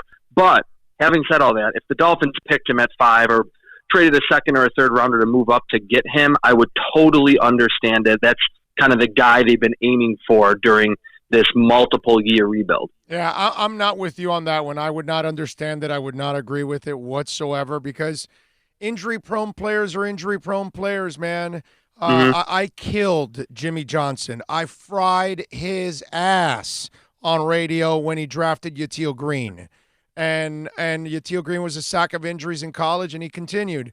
And I was a big fan, and still am, of Devontae Parker, but he had his injuries in Louisville. And they continued here in Miami, and it took 5 years for him to finally have one healthy season. And obviously he balled out last year, and let's hope he can stay healthy, but it took you 5 years. And that's what to me, these injury-prone players usually stay injury-prone. They rarely are all of a sudden they're constantly breaking down, and then they're going to go to the NFL and not break down anymore. That's what terrifies me about the kid. It's not about football. It's all about health, right? Yeah, and I think to your point, although I'm not as big on injury-prone players as you are, I think sometimes they can be freak injuries, but I totally understand it because with Tagovailoa, he has multiple years of different injuries, and this hip injury is, I'm not going to say unprecedented, but it's a pretty rare injury that you would think would sap some of his athleticism. But what's interesting about it is, like we said, on the football field as a passer, he's outstanding. He's one of the best prospects that we've seen in the last decade. But if he goes to a team like the Dolphins that is still rebuilding and still needs to add a lot of pieces, especially on its offensive line, if it can't really protect him as a rookie, he's probably going to take more hits. And that's where the injury proneness, if you really believe in that, that could really kind of rear its ugly head. So from your perspective, not really buying in with that choice at number 5 overall, that's why I could understand it more so than if you were saying, oh, he's going to a team with a great offensive line, a group of awesome receivers, he's not going to get touched. I think he will, and he'll have to improvise. And like I said, unlike Joe Burrow and Justin Herbert, Tagovailoa can't really extend plays as well as those two can. No, and Chris, I talked about this on the show yesterday. There's a bigger factor on the Tua thing. If you're a Dolphins fan, you have to look at it this way also. You talked about his rookie year. He's probably not going to play much in his rookie year. So technically, you draft this kid now, Fitzpatrick will probably play 12 to 14 games. Maybe you feel he's healthy enough by the end of the year that you're now a calendar year removed from that injury that you can play him in the last couple games, which, by the way, will give you no feel whether he's good or bad or going to be great or durable or whatever. Then you've got to wait an entire offseason, go through another draft that you will not take another quarterback, and then you're going to play him in the 2021 season. That's when you're really going to find out about Tua. So it's going to be 3 years later that you'll have an opportunity to figure out what he is and if you want to get a quarterback for him instead. That's why I've said from day one, you got 14 picks. If you take Tua early, then go and take Anthony Gordon. Go take Nate Stanley. Go take the Davidson kid from Princeton that I loved at the East-West Shrine game. Go get me another project quarterback. Back yourself up with that, like Jimmy did with Troy Aikman, that he took Steve Walsh, like Shanahan did when he took Cousins because the owner loved RG3. That's what I think you should do if you're the Dolphins. So two-part. One, worrying about Tua, that if you draft him, you really won't know about him for 2 more years. And then the other side is, if you do draft him, do you protect yourself and take a second quarterback? What do you think about that? Yeah, I mean, why I would be okay with the Dolphins having to wait until, like you laid out, until 2021 for Tagovailoa. This is probably the biggest rebuilding process that we've seen, the most large-scale rebuilding process in the last, 5 to 10 years in the NFL. So I think Chris Grier, the front office there, even Brian Flores going, which would then be his third year, I think they would be okay with that. No, they don't want to continue to lose games, and we saw the team play very hard down the stretch and win some games. So I would be okay with the Dolphins having to wait until 2021 or 2022 to really know what they have with Tua. I do like your idea of picking a developmental guy because it turned out well for a lot of those teams that you mentioned, that whether it be in training camp and preseason, if Tua happens to get injured again, you're not like, oh crap, what do? We can't go to Ryan Fitzpatrick. He's not our long-term guy. So I think it's not a great quarterback class in terms of back-end depth, and it's usually not. There's not 10 franchise quarterbacks in every class, but someone like Anthony Gordon from Washington State that gets the ball out quickly, very accurate, 5th, 6th, or 7th round, they have the ammo, they have the 14 picks that they could use one of those on a developmental guy just to continue to build that quarterback room, whether they pick Tua or not. I'm with you there. All right, so Herbert, what are you hearing, Chris? And we're talking with Chris Trapasso, by the way, from CBS Sports, NFL draft analyst. Herbert, we keep hearing maturity, not about physicality. You tell me, what have you been able to unearth? Well, I think that the media and even draft analysts like myself are further down on Justin Herbert than the NFL is. I think those questions kind of started because he's kind of quiet and he's not a big rah-rah guy. I think the NFL actually really likes Justin Herbert, and I think that's part of the reason why this report came out this week, that the Dolphins aren't just totally all in on Tua, and Justin Herbert is someone that will be considered as potentially the second quarterback off the board. He's bigger than Tua. He has way more experience than Tua. He can make a handful of throws that Tua Tagovailoa, because of the lack of arm strength, simply cannot make. I think there were certainly more games where you're kind of scratching your head watching Justin Herbert and saying, why isn't he taking over this game? But there were also games dating back all the way to his sophomore year, when he was the full-time starter in 2017, that he looked like a number one overall pick type of player. He can definitely improvise. He's great throwing on the run. So I think after the combine, after interviews, unless he completely bombs them, which I don't think he will, he was a 4.0 guy at Oregon, I think we'll start to hear some of the media, and hopefully I'll be able to get something down in Indianapolis at the combine. We'll start to come around talking to NFL staffers saying, look, I don't know where this whole narrative that he's, Marcus Mariota 2.0, he's not a leader. He won the Senior Bowl MVP. I think after the combine, people will start to come around on the fact that this is an athletic, experienced passer that won a lot in college, can make all the throws. You have to fine-tune some of the accuracy, but I think Justin Herbert is going to go a lot higher than a lot of people think right now. Yeah, because the talent is intoxicating, right, Chris? That's really really what it's all about. That's why we kind of look at that. Now, when we talk about Burrow's going to go number one, and we'll see, obviously, with the whole Cincinnati thing, and then everybody looks at Chase at number two. Who's your third overall pick in the draft? Well, if the Detroit Lions stay at number 3 overall, I think Jeffrey Okudah, Chase Young's teammate at Ohio State, the cornerback, would make a lot of sense. The Lions secondary is a mess. Matt Patricia is a defensive guy. He saw in New England what can come of and the luxuries that you get from having a true lockdown man-to-man cornerback, and that's what Okudah is. He's over 6 foot. He has feet like a slot cornerback, great ball skills. He's like the consensus number one cornerback. I do think, though, that the Lions, because they may not be locked into him, and yes, cornerback's valuable, but I think that's also a team, and not that far away from where the Dolphins are. I mean, take away Matthew Stafford from that team, we saw that they were obviously one of the worst teams in the NFL. They want to build for the future because they know Matthew Stafford's not going to be their quarterback 4, 5, 6 years from now. They will be the team that will be getting a lot of calls if a team wants to jump the Miami Dolphins, or if the Dolphins feel, hey, let's use one of our extra 14 picks or extra 13 picks and trade up to get Tua Tagovailoa. But if I had to just pick a prospect, Jeffrey Okudah, the fit, the value, the team need would make a lot of sense for the Detroit Lions at number 3 overall. All right, and we're talking with Chris Trapasso, of course, from CBS Sports. All right, let me ask you a question that I know my producer is going to get all excited about. If Miami, let's say, doesn't go quarterback at 5, okay, because they're not convinced with Herbert, Tua's injury prone, whatever, and Burrow's off the board, who's the number 5 pick if it isn't a quarterback? Is it Tristan Wirfs from Iowa? Is it Isaiah Simmons from Clemson because he fits what Miami does? Is it Jedrick Willis from Alabama? These are kind of positional needs, big-time needs for Miami. Tell me, who's the guy in your eyes that if they don't take a quarterback at 5, who's the ideal pick for the Miami Dolphins?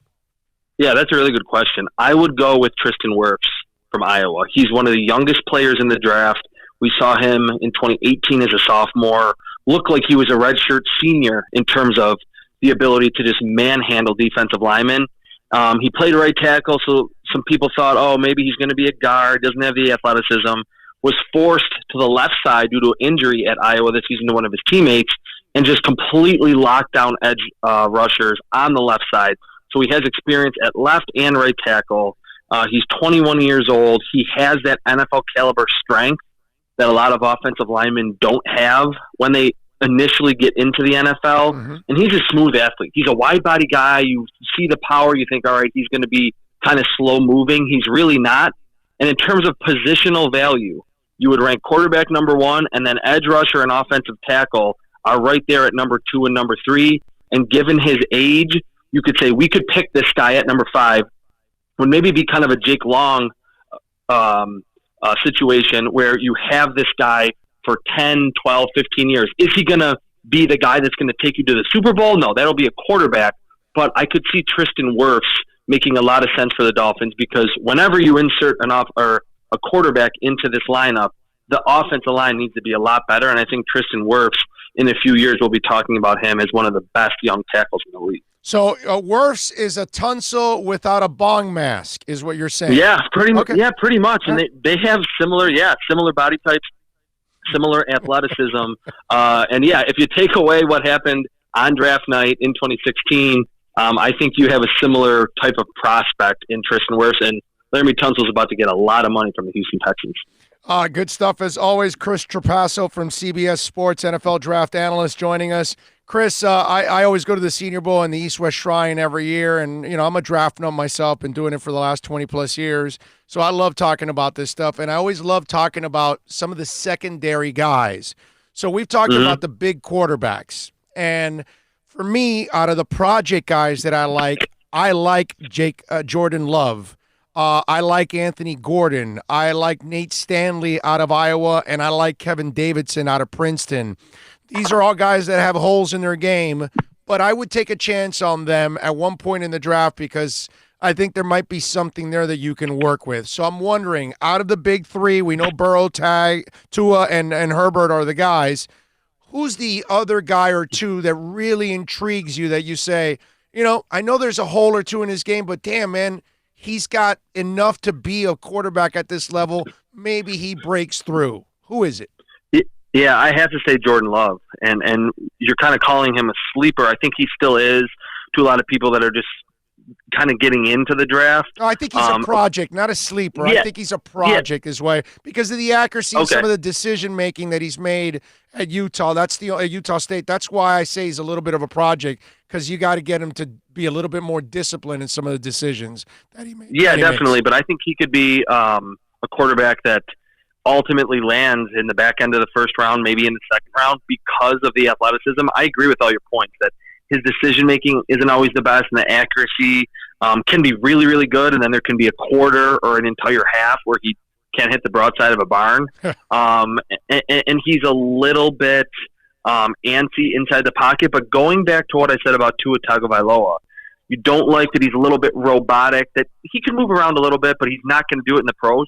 Jordan Love can really improvise, and he can make, I'm not going to call him Patrick Mahomes, but a similar type of throws, his style similar, has a really strong, effortless arm that he can just flick the football down the field.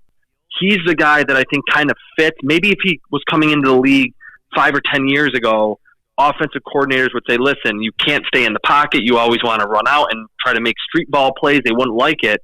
But with Patrick Mahomes and Deshaun Watson and Josh Allen, there's so many quarterbacks today that are making plays off script that defenses just simply cannot cover because it's impossible to predict what's going to happen, when you're having a quarterback scrambling. I think Jordan Love provides that kind of style. And if you want more inside the pocket, I mentioned him earlier. I think Anthony Gordon, after seeing what Gardner Minshew did coming from Washington State without a big arm, I think Anthony Gordon can be that similar point guard from the shotgun, short to intermediate routes, very accurate, knows where to go with the football. Yeah, he doesn't have a great arm, but he has a good enough arm, Gordon, and he's a decent athlete too. On top of all of that, you're right about. So Gordon's the other guy. Do you like any of the other two that I like? Nate Stanley as a project, and I got to tell you, man, I didn't know anything about Kevin Davidson out of Princeton. But watching him all week with James Morgan from FIU, I thought both guys actually were kind of interesting. But Davidson, man, he's got some mustard on the football, dude. He's got a gun. Yeah, definitely, and I think that's the first thing. I need to watch a little bit more film leading into the combine of him. It's not the easiest to find coming from Princeton, but I think what I have seen, the arm strength really pops, and I think that's what's going to get him on the draft radar. I was not at the East-West Shrine Bowl. I was at the Senior Bowl, I was at the Senior Bowl, but I was hearing a lot about Davidson, that he has an NFL caliber arm, a lot of experience, and he's really aggressive with the football too. And I think when you pair a strong arm with an aggressive mentality, there's some coordinators that like that don't want their quarterbacks to just be checking down the football and try to have to coach them into being more aggressive. And with Nate Stanley, he's kind of a throwback to me. Inside the pocket, not very mobile, but a lot of those Iowa players are very well coached by Kirk Ferentz, and I think that will ultimately help him, that he's been a multi-year starter, has a good arm, has the size. The accuracy kind of concerns me a little bit, but I think backup down the road could make sense, and a team will ultimately pick him on the back portion of the third day of the draft. And Chris, I loved your pick of Wirfs at number 5. I think it made all the sense in the world. It's a genius pick on your part. But let's say this is not the greatest pass rushing draft for ends in this one. So if you can't get him at 5, what's at 18 and 25 that Miami picks? There are other 2 picks in the first round. Is there a pass rusher you do like that might be in that area of one of those 2 picks? Yeah, I think LSU's Kayvon Chaisson would be. I don't know where he would land, if he's going to be more a pick 18 guy or a pick 26 guy. In that, I think the combine's going to be huge for him, and everyone was watching LSU's offense this year, rightfully so, with just the efficiency that they had. But on defense, Kayvon Chaisson, a little bit smaller, but when you watch edge rushers, you got to see them being able to win in multiple ways. And he's got an elite first step. He can win with speed and bend around the edge. And he uses his hands really well. He converts speed to power, really gets up and underneath blockers, has a nice arsenal of pass rushing moves. I kind of think he might go later in the draft, could be more of a pick number 26 candidate because he's not that 3-down player. But if we're looking ahead toward the future of the NFL and really where we are today, it's a passing league. And even if you tell me that Kayvon Chaisson's not going to be able to play often on first down in kind of those traditional running situations, but he's going to get after the passer on second and third down, I'll take that on a team like the Dolphins that really, really needs pass rushing help. Actually, pretty much every team could ultimately use kind of a pass rushing specialist like him. And then at pick 18, I think A.J. Epinesa from Iowa would make a lot of sense because he can play defensive tackle. He can play end. He's probably going to be one of the bigger, bulkier defensive ends at the combine. He was a part-time player 2 years ago, and then this year is a full-time guy. Really showed off better pass rushing moves, has plenty of power.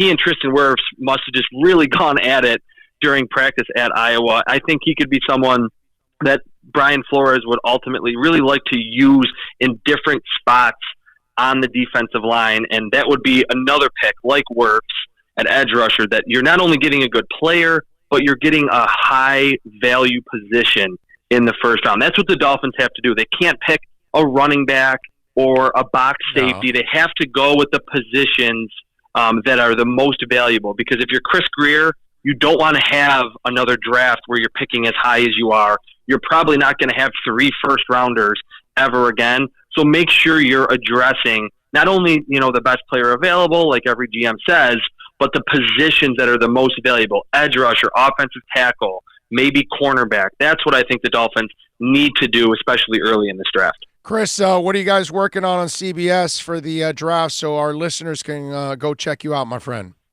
Well, leading into the Combine, we're just running through our collective rankings heading into the Combine of all positions. I did defensive line, wide receivers, and offensive line this week, so go check that out. Combine preview coming on Friday, and then pretty much everyone covering the NFL from CBSSports.com will be in Indianapolis next week, including myself. So it's a really, really fun week. It's the NFL Ultimate Convention, and it's really fun to kind of check out these numbers and see how they compare to what other prospects have done in the past. Dress warm and be safe in your travels, my friend. Thank you for taking some time. All right, anytime. Thank you. You got it. There you go. Chris Trapasso, man, from CBS Sports. Follow him on Twitter at Chris Trapasso, Trapasso. We thank Chris for joining us here on the program. I like it. Good stuff, man. Good draft talk there, right? We're going to be joined now right after this quick break. At the bottom of the hour, we're going to talk to Mike Triplett. We had some breaking news with Drew Brees saying that he's coming back to the NFL and coming back to the Saints for the 2020 season. So Mike had to drop our interview earlier in the day and then had to reschedule later in the day so he can get his Drew Brees story in. But I'm intrigued because I want to hear about Teddy Bridgewater. I want to hear about Taysom Hill. I want to hear what his thoughts are on all of that. So Mike Triplett, ESPN NFL Nation reporter covering the Saints, he's going to join us when we come back on the other side. We'll take a quick break here. If you want to get in, you got any questions, any comments, send them in on the YouTube chat board. Remember to give us a thumbs up when you're watching the show and share the link, the YouTube link. Share it with your friends on a text, on Twitter, on Facebook. Spread the word. Real sports talk. You get it right here every single day. We rock you for 4 hours every day and 5 on Fridays. Anyway, let's take a break. We'll come back on the other side. Mike Triplett, ESPN NFL Nation reporter, joins us next. The world's biggest band is coming twice. Metallica. Headlining the Welcome to Rockville Music Festival. 2 different nights, 2 different sets. The weekend of May 8th through the 10th. Go to WelcomeToRockvilleFestival.com for all information. Get your tickets on sale right now. The one, the only Metallica. Go to WelcomeToRockvilleFestival.com. America's safest and best-selling compact luxury SUV is at Acura of Pembroke Pines, and this is how we do it. RDX, $339 a month at Acura of Pembroke Pines, the #1 volume Acura dealer. No one expects to get into a crash, but I expect you to go to accidentlawfirm.com if you do. Make sure when hiring a driver, you go through a rideshare app so that you can be covered by the insurance, which can be up to $1 million whether you're a passenger or a driver. In other words, don't try to save a few bucks by paying cash instead of going through the app. I'm attorney Bobby Nunez from Nunez Law in Miami, and we're here to help you through the process. Go to accidentlawfirm.com for a free consultation from me, Bobby Nunez. That's accidentlawfirm.com. Thinking about buying or refinancing a home? Act now. Home values are ticking up. Don't put off making a move any longer. Call Michael Kodsey now at Choice Mortgage Bank, 561-441-2730, while mortgage interest rates are still at historical lows. Call now to get pre-approved and buy your dream home. If you're currently paying over $800 a month for rent, call 561-441-2730 now before interest rates go up. Down payments as low as 3.5%. Veterans may qualify for no money down. If you own a home, but you're upside down, Michael Kodsey can help. If you're being denied by your bank or your loan process is taking too long, call 561-441-2730. Act now while fixed rates are still under 3.5%. Offices in Boca and Boynton Beach. Rates and terms subject to change daily without notice. Equal housing lender. NMLS 122081. Metallica, headlining the Welcome to Rockville Music Festival. 2 different nights, 2 different sets. Go to WelcomeToRockvilleFestival.com for all information. Get your tickets on sale right now.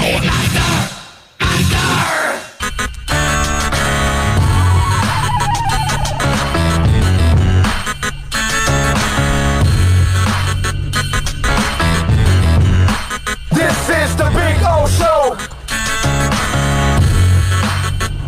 This is the Big O Show. This is the Big O Show. This is the Big O Show.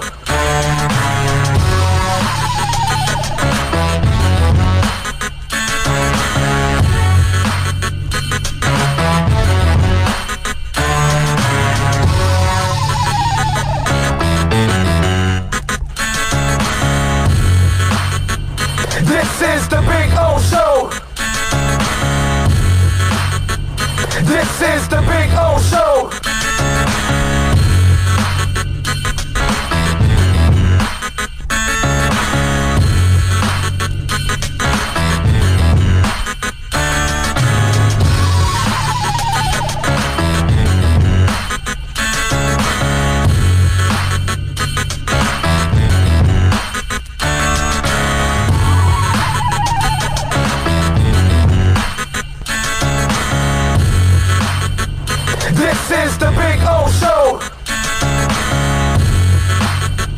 This is the Big O Show.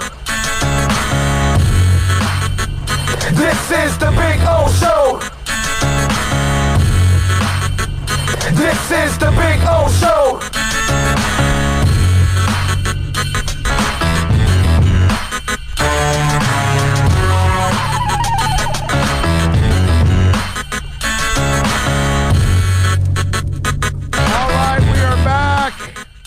Mike Triplett's going to join us now, ESPN NFL Nation reporter. We're going to have a little fun with him. They got big news, as Drew Brees has said he is coming back for the 2020 season. So the Who Dat Nation is happy. You can follow Mike on Twitter at Mike Triplett and catch his work there at ESPN. Mikey, good afternoon, my man. How you doing? How you doing? Thank you for your patience waiting for me today. Oh, please, dude. You're a stud, bro. You're always great with me. We will wait as long as it takes. I get it, man. You got to get your job done. And hey, by the way, I was going to start this interview with, dude, your head is on a swivel. You don't know if Brees is coming back. Taysom Hill wants to be a starter. Teddy Bridgewater. What the hell's going on there? But finally, we got one domino to fall in Drew Brees. So, Mikey, what happens to the other two guys? Because I can't see both of them coming back, right? If both of them really want to be quarterbacks. If they really want to be quarterbacks. Even Sean Payton said he thinks it's unrealistic to keep all three. And, unfortunately, I think that makes Teddy Bridgewater the odd man out because he's the unrestricted free agent. Taysom Hill's a restricted free agent, and that's a huge dollar difference in what they would have to pay those guys. Maybe if they cost the exact same, you could have a long debate about which one to keep. But Bridgewater is going to be an unrestricted free agent. Last year, the Dolphins were the only other team to offer him a starting job, so the Saints kept him at $7.25 million as a backup, which was nice. I don't think they'll have that luxury this time around. I don't know exactly how much he'll make on the open market. I don't think we're going to see him go above 20 and get into the $30 million range.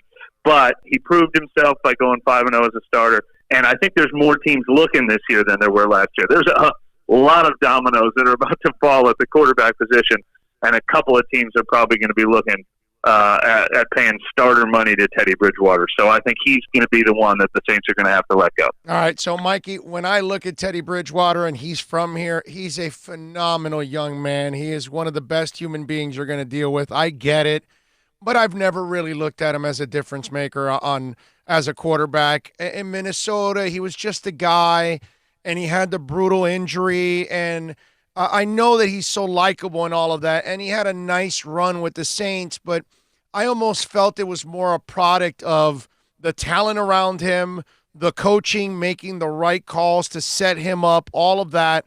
But I just think that if you're going to go after Teddy and you think he's a franchise guy, I think you're going to be severely disappointed. I still think he's, a game manager on his best day. You were around him. What do you think? What's your opinion on him? No, it's absolutely fair to say that it takes the right team that's looking for that. Like, personally, as I survey the landscape, I think the Chicago Bears are like the type of team that should be all over Teddy Bridgewater, or the New England Patriots if they really do move on from Tom Brady. A team that's built to win and almost doesn't want their quarterback to screw it up. I mean, similar to what we saw with Ryan Tannehill and Tennessee Titans. I think you could make a case that he might even be better than Ryan Tannehill in a similar situation. But you're right that, look, for the Saints this year, when he went 5-0, he averaged 240 yards a game. He threw 9 touchdowns over 5 games with just 2 turnovers. When he took the Vikings to the playoffs back in 2015, he averaged like 205 yards a game, only had 14 touchdown passes all season, but they went 11-5 and had a run game and had a defense. He's great for the locker room. Yeah. Great leader, great teammate, great decision maker, not going to kill you with turnovers, and he's going to make a few big plays. He's got the poise and everything like that. So I think he's the right guy for the right team, but he's not necessarily, your game changer who's going to change the makeup of your team. He's got to be, if your quarterback is holding you back, he's the guy you want. I don't hate the idea of Miami now, if they want to use all their draft picks on other positions and build a loaded roster around him. But I don't think he wants to go somewhere where the team is also going to draft a QB of the future. I don't think he wants to be packaged with Tua somewhere. I think he wants a legitimate chance to be a starter somewhere. Yeah, I'm sure. Teddy doesn't want to be a Bridgewater. Okay. I get you. All right, so then here's the other one that I'm so intrigued. Dude, Taysom Hill's thrown the ball a couple times, and all of a sudden we're going to look at this guy like a future quarterback. What the hell is Sean Payton thinking? Are they really thinking that inside that office that he is a legitimate starting franchise quarterback once Breeze steps down? Do they really believe that? Yeah, I mean, this is a little bit of yes and no. I think some of those reports have gotten a little unwieldy this offseason. They were never going to choose Taysom Hill over Breeze. No. They weren't going to say, hey, Breeze, here's your golden parachute. Get out of here. We're going with Taysom. And if Breeze did, don't think they would have chosen Hill over Bridgewater in this scenario. We need a starter right away in 2020. I think they'd have kept Bridgewater under that scenario. But I do think that they think he could be the next starting quarterback when Breeze retires, rather than immediately having to go out and sign another guy. They'll always look at a guy in the draft. That's always going to happen for them. They know how important the position is. But yeah, if you're with, who's out there, Marcus Mariota or Josh McCown or Ryan Fitzpatrick, or let's go with Taysom Hill, I think Sean Payton's very excited about the idea of designing a full-time offense around Hill. I'm not going to make the Lamar Jackson comparison, but I will make the Josh Allen one in Buffalo. I think Sean Payton designing an offense around Taysom Hill could look like the Bills designing one around Josh Allen, or even better. I mean, Josh Allen was no more proven than Taysom Hill was. So I would at least be very excited to watch it. But it would be such a risky long-term play because of his lack of experience, as you pointed to, and because of the injury factor. He got injured, 4 season-ending injuries in 5 years in college, and I've never seen him avoid a tackle yet. He plays, he runs the ball like he's a linebacker out there, which is fun to watch, but not smart for longevity. And I got to tell you, you lose the Swiss Army knife too if you put him at quarterback. Right, because, that's true. Man, now your offense becomes a little unpredictable if he's running and throwing, but yeah, he probably won't catch 7 touchdowns like he did this last year. Or he's not going to block a punt, or right? Didn't he block a punt this year also, or something like that? Oh yeah, he's blocked punts. He's converted fake punts. He's returned kickoffs. I mean, they clearly love the guy, and there's no limit to what they think he could do to help them on the football field.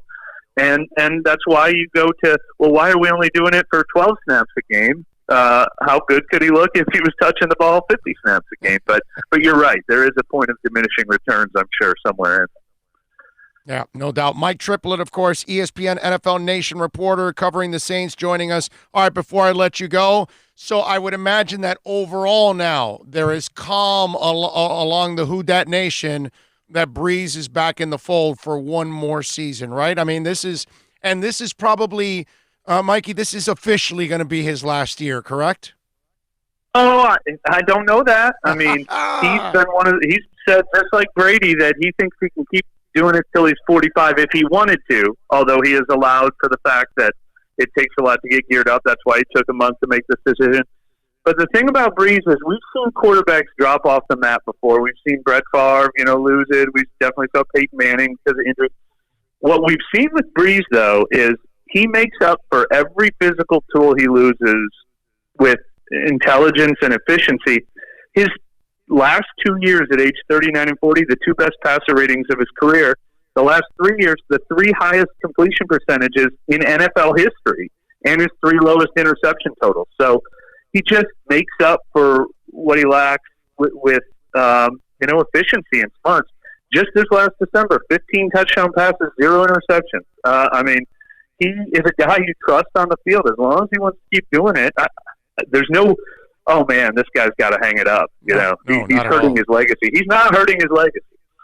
No, definitely not. I mean, he's just enhancing his legacy because he just continues to play at an incredible level at this age, and the efficiency is crazy. What are you working on ESPN so Saints fans can follow up? What's the follow-up story now coming up, Mikey? Yeah, a written version of all the questions you just asked, just a rundown of what comes next for the Saints, obviously, in addition to the story, and a lot of people wanting to know about Taysom and Teddy, and are the Saints still poised to be a top contender in the NFC? I think they are for now, but one price of success factor that they have coming up is that incredible 2016 and 2017 draft classes they had are about to start costing a lot of money. So they're definitely in the window to try to win now while they can still keep this thing together. Follow him on Twitter at Mike Triplett and catch his work there at ESPN. He is Mike Triplett, ESPN NFL Nation reporter.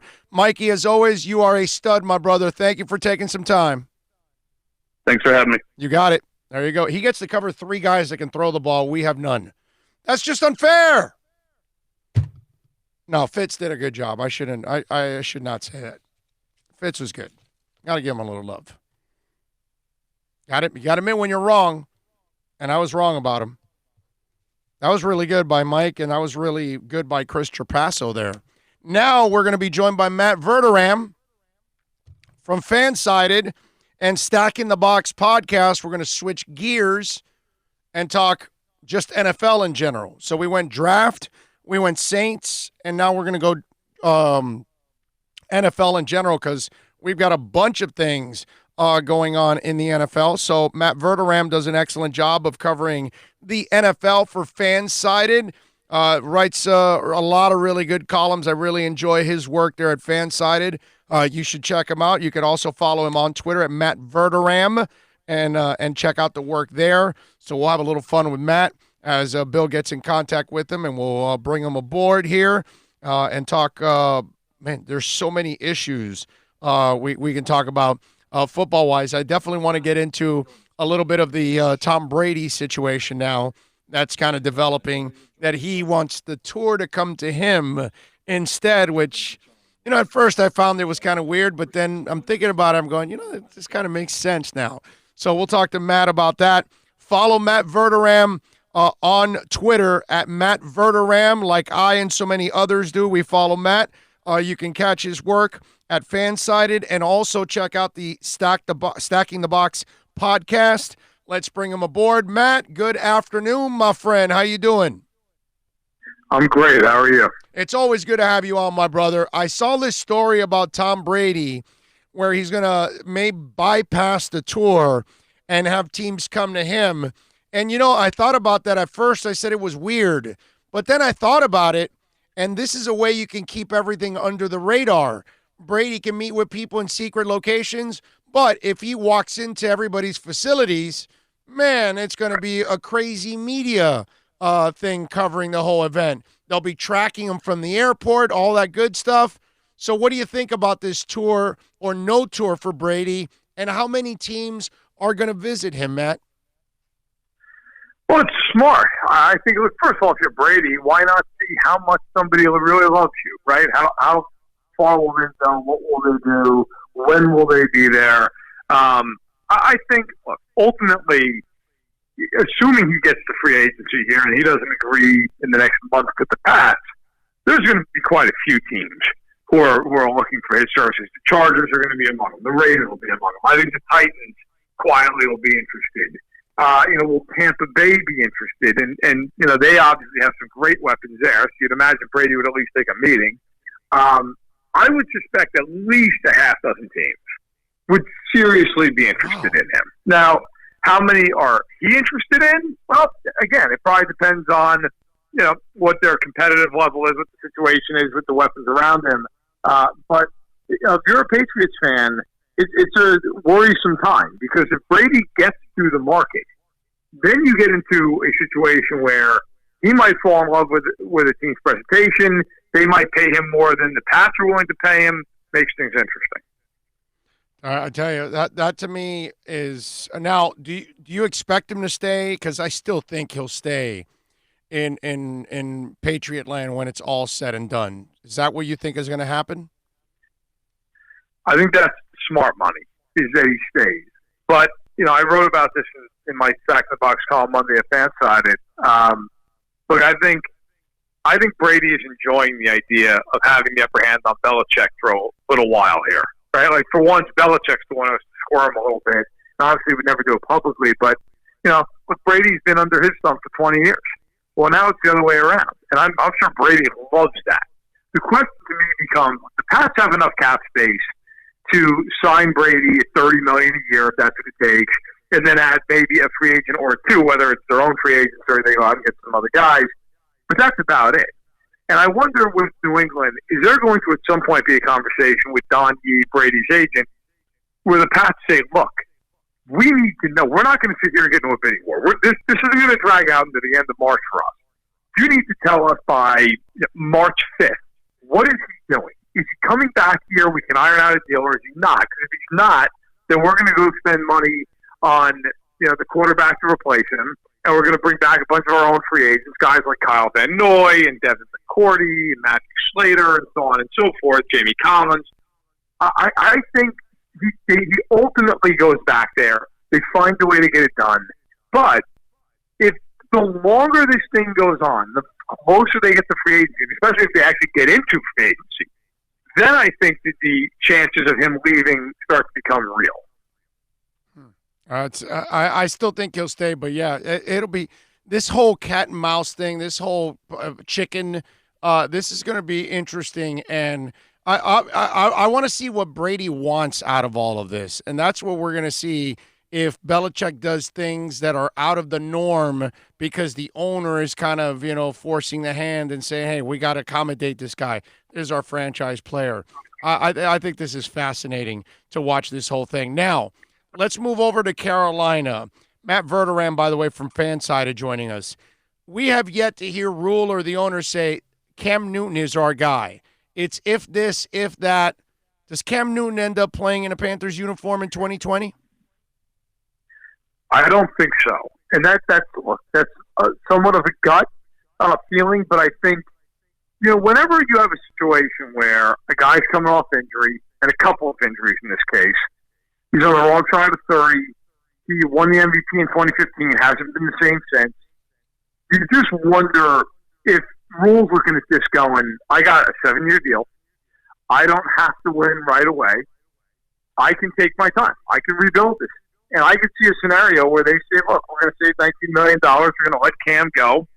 We're either going to basically tank this season, try to get Trevor Lawrence, or we'll bring in Phillip Rivers for a year. He went to NC State right down the road, so he's got a familiarity there. He'll be our next guy. Maybe they draft that guy this year, maybe next year.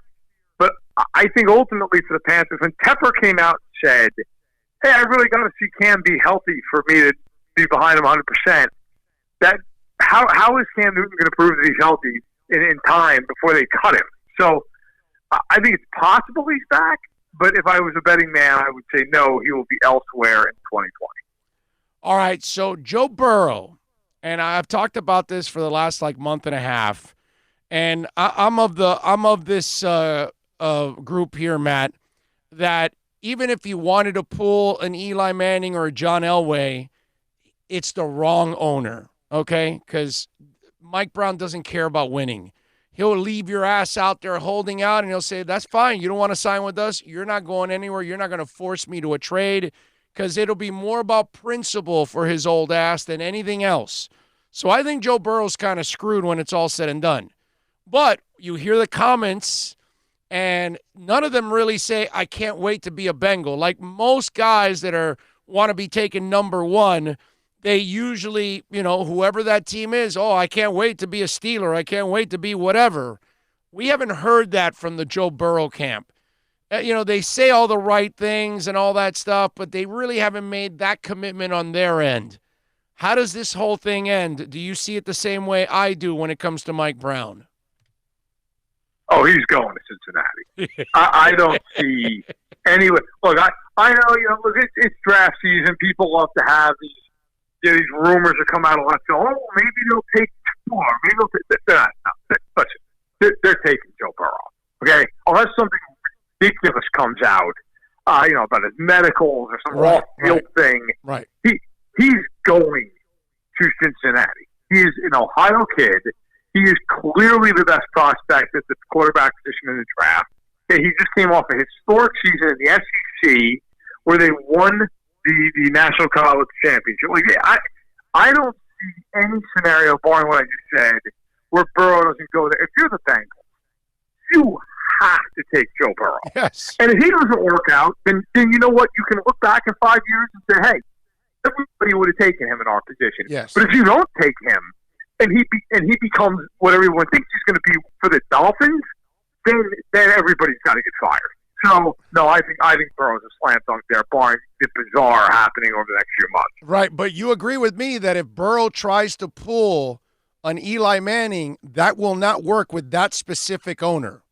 Out of all 32, that's the wrong guy. You might be able to force a trade everywhere else, but that one guy, you won't be able to. I'm telling you, he won't do it. No, right? I do. I agree. With Mike Brown. I mean, people with long enough memories will remember the Carson Palmer episode, right, where that went on forever. And I don't think Burrow is going to pull that game anyway. I agree he's been somewhat lukewarm with this, and for good reason. I know he made the comment about, hey, I just want to see a team that wants to win, and obviously the Bengals are not that team. But no, I think look, he's gonna go there, and if he does try to make a power play, I agree. I think the Bengals just take him at one anything. That's nice. We'll see you when you're ready to report. Here's what I've said, my brother. It's an 8-year plan for him. He's a first-round pick, so he's got to play out his 5-year contract. Then they'll tag him 3 straight times, and then he can hit free agency unrestricted. So in his 9th year, if he can hold up and play at a high level, he can be an outright free agent in his 9th year, Matt. There's light at the end of the tunnel, baby. Yeah, the old decade plan. I think if you're Burrow, if you go there, you hope that you have a good relationship with Zach Taylor. You get off on the right foot, and then maybe the team can draft because we know they don't sign free agents. They never sign free agents. No. And I think at that point, if the dream scenario for Burrow, assuming he's in Cincinnati, if things go well with Taylor, they have a good rapport, and he plays exceptionally well. He's a Pro Bowl type player. And at some point, he gets enough power in the organization where he goes, you need to do something or I'm going to make this. You need to help me win because I'm not Andy Dalton. Like, I'm one of the top 5 quarterbacks in the NFL, and I will make this an absolute sideshow if you don't go out and get me some help. And then you see what happens. I mean, Mike Brown also, at what point does he turn power over to his daughter, who is well regarded in the league? Yeah. That's another question. So, look, with Burrow, I think that all those things have to be factored in. No doubt. All right, before I let you go, Matt Verderam, by the way, does an excellent job covering the league for Fansided. Check him out. Follow him on Twitter like I and so many others do at Matt Verderam. And check out the podcast, Stacking the Box. So the Tua thing, where does Tua land, do you think? And where does Herbert land? Because there's so much talk, and obviously this show originates in Miami, which we've been desperate for a quarterback since number 13, as you know, Matt. What do you think happens with those two guys? Well, talking to one person in the league with some knowledge of the situation with Tua, look, the thought has been as long as he checks out medically, and to this point, his medicals have been going well. As long as he checks out medically, people think he'll go top 5 with ease. I believe he will end up in Miami. I think the Dolphins, even if, let's say everything goes well for him medically, let's say everything checks out, we get to April 23rd, 24th, Burrow goes 1. I think even if the Dolphins had to trade up just to secure the quarterback, and they called Washington or they called Detroit, said, look, we don't care. We'll give you number 5. We'll give you one of our other first-round picks and maybe like a 4th-round pick. And we're going to get up there and we're going to take Tua. I think they will take him if they feel confident in his medicals. And then Herbert, I think, if that falls that way, I think he's going to the Chargers. Unless the Chargers get beat. I just think, look, if you're the Chargers, you've got to sell tickets. You're moving into a new stadium. They have crickets right now in the stands. That team, they are desperate for some juice. And while Herbert is certainly not Tom Brady, and you're he's a Pac-12 kid. He's a Pac-12 kid too, right? That helps in that part of the country, I would imagine. Yeah, and Pac-12 kid. I mean, that you need some sizzle. You need some juice. And so I think if you're the Chargers, if Herbert's there, I think you're taking him. But I think Miami, if the medicals are good, I think Tua ends up playing on South Beach. All right, Matt, tell them about the Stacking the Box podcast, baby. That why it's a must listen. Well, it's a must listen because you have Jeff Schwartz on the podcast. He's on every week with us. He's one of the analysts. He's obviously 8-year NFL veteran. His brother just won the Super Bowl with the Chiefs. One of the best. By the way, one of the best follows on Twitter. Also, he's really good. He's fantastic. Yes, he's super insightful. I'm on the podcast as well every week. Talking all things across the league with Jeff, breaking some news. About free agency and the draft as well. And then our host, the esteemed Mark Carman. So, listen, if you love football, we try to touch on every team every week. Check it out. Subscribe. It's on iTunes, Spotify, Google Play, the whole 9 yards. Matt, as always, studly work by you, my brother. Thank you for taking some time. We always appreciate it. Hey, thanks for having me. You got it, baby. There you go. Matt Verderam, man, from Fansided and Stacking the Box podcast. 5 guests. Is that enough? No, I don't think so, man. Do we work hard enough on this show for you guys? Do we? Like 9 interviews in the last 2 days? All kinds of variety of sports talk. Baseball, XFL, NFL, NFL draft, NBA, All-Star, hockey, soccer, you name it. I mean, do we leave anything? Are we not the most complete damn sports show there is out there? You know something? I wrote this down last night watching the Panthers. Obviously, we were on by the time I got home and put up the YouTube stuff and the promo. It was 9, 10 o'clock I get into the game. And there was a couple things they said, man, that kind of really I had to shake my head, okay? Who's they, by the way? Who are we talking about? The announcers for the Panthers. Oh, okay. All right. Just some numbers. Just really crazy stuff. Okay. We have 26 wins in regulation. It's 4th in the Eastern Conference. Right. 3 more than Toronto, and that is the first tiebreaker. Okay.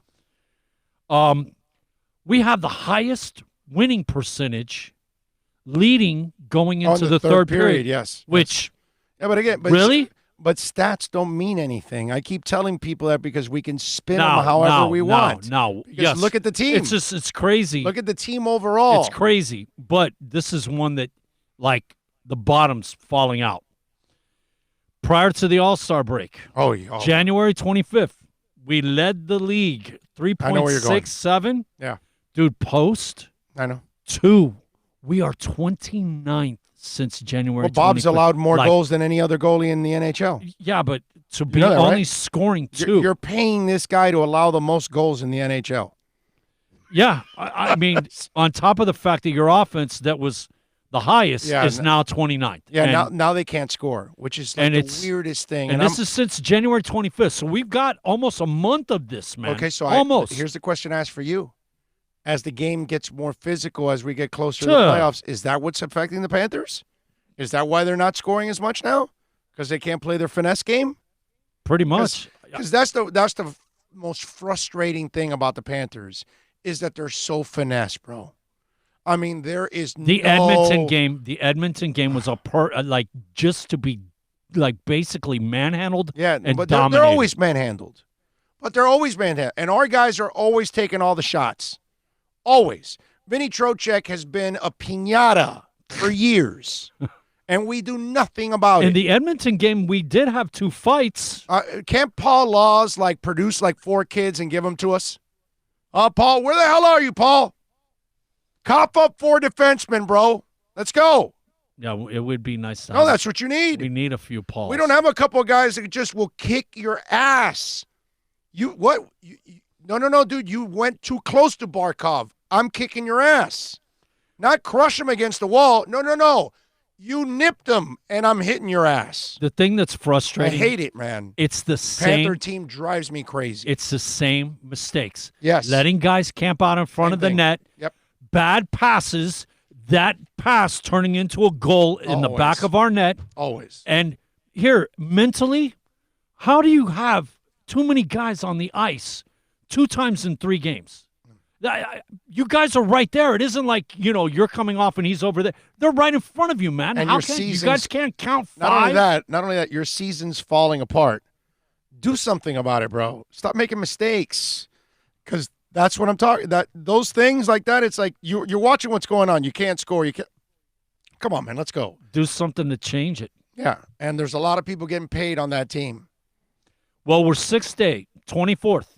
Yeah. Do you think they're going to do something, man? No, I don't. You think they're going to stay pat? I think if they should do anything, they should get rid of people. Start unloading and picking up. Yeah, I don't think this Look team to is going the anywhere. future. It doesn't matter.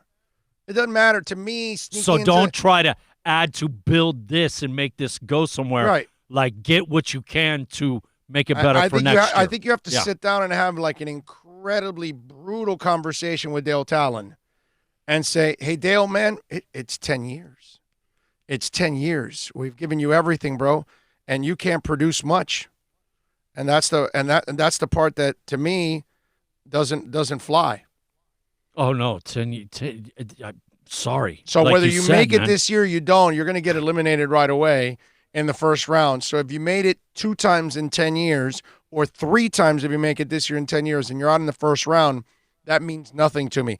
And please don't tell me or anybody think that because you made it this year, that's something to build on. I've heard that story already too.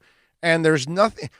Even if we make it in the playoffs, so do you think we even win a game, man? I've already Not talked even about a that. game. I've already talked about in that. and out, 0. This season is over for the Panthers. In my eyes, this season is already over. I don't care what games are left, and I don't care if they sneak into the playoffs. This is not a team that has the kind of heart and character and toughness that is going to gut themselves through a playoff season in hockey. I'm sorry, dude. I've watched it long enough, and I'm not a hockey The expert, writing's on the wall. but I You know are what a you really good are. hockey team looks like, and the Panthers are far from that. You are what you are. Yeah, you are what you are. And they're super inconsistent, and they can't be counted on. But anyway. Well, that really sucks for the owners, man, because Yeah. it isn't from a lack of them trying, man. Not at all. Not at all. So over 4 hours today 5 interviews, Tom D'Angelo, Mike Triplett, Manny Navarro, Matt Verderam, and Chris Trapasso. Plenty of other talk all throughout. Wait a minute. We got one more guest. No. I got to rest a voice now. I'm going to take a chill pill now. But we thank all of you, as always, for tuning in and supporting us. Don't forget to give us the thumbs up whenever you're watching the broadcast. Share the link from YouTube, all of that. Thank you for downloading the show whenever you do download it.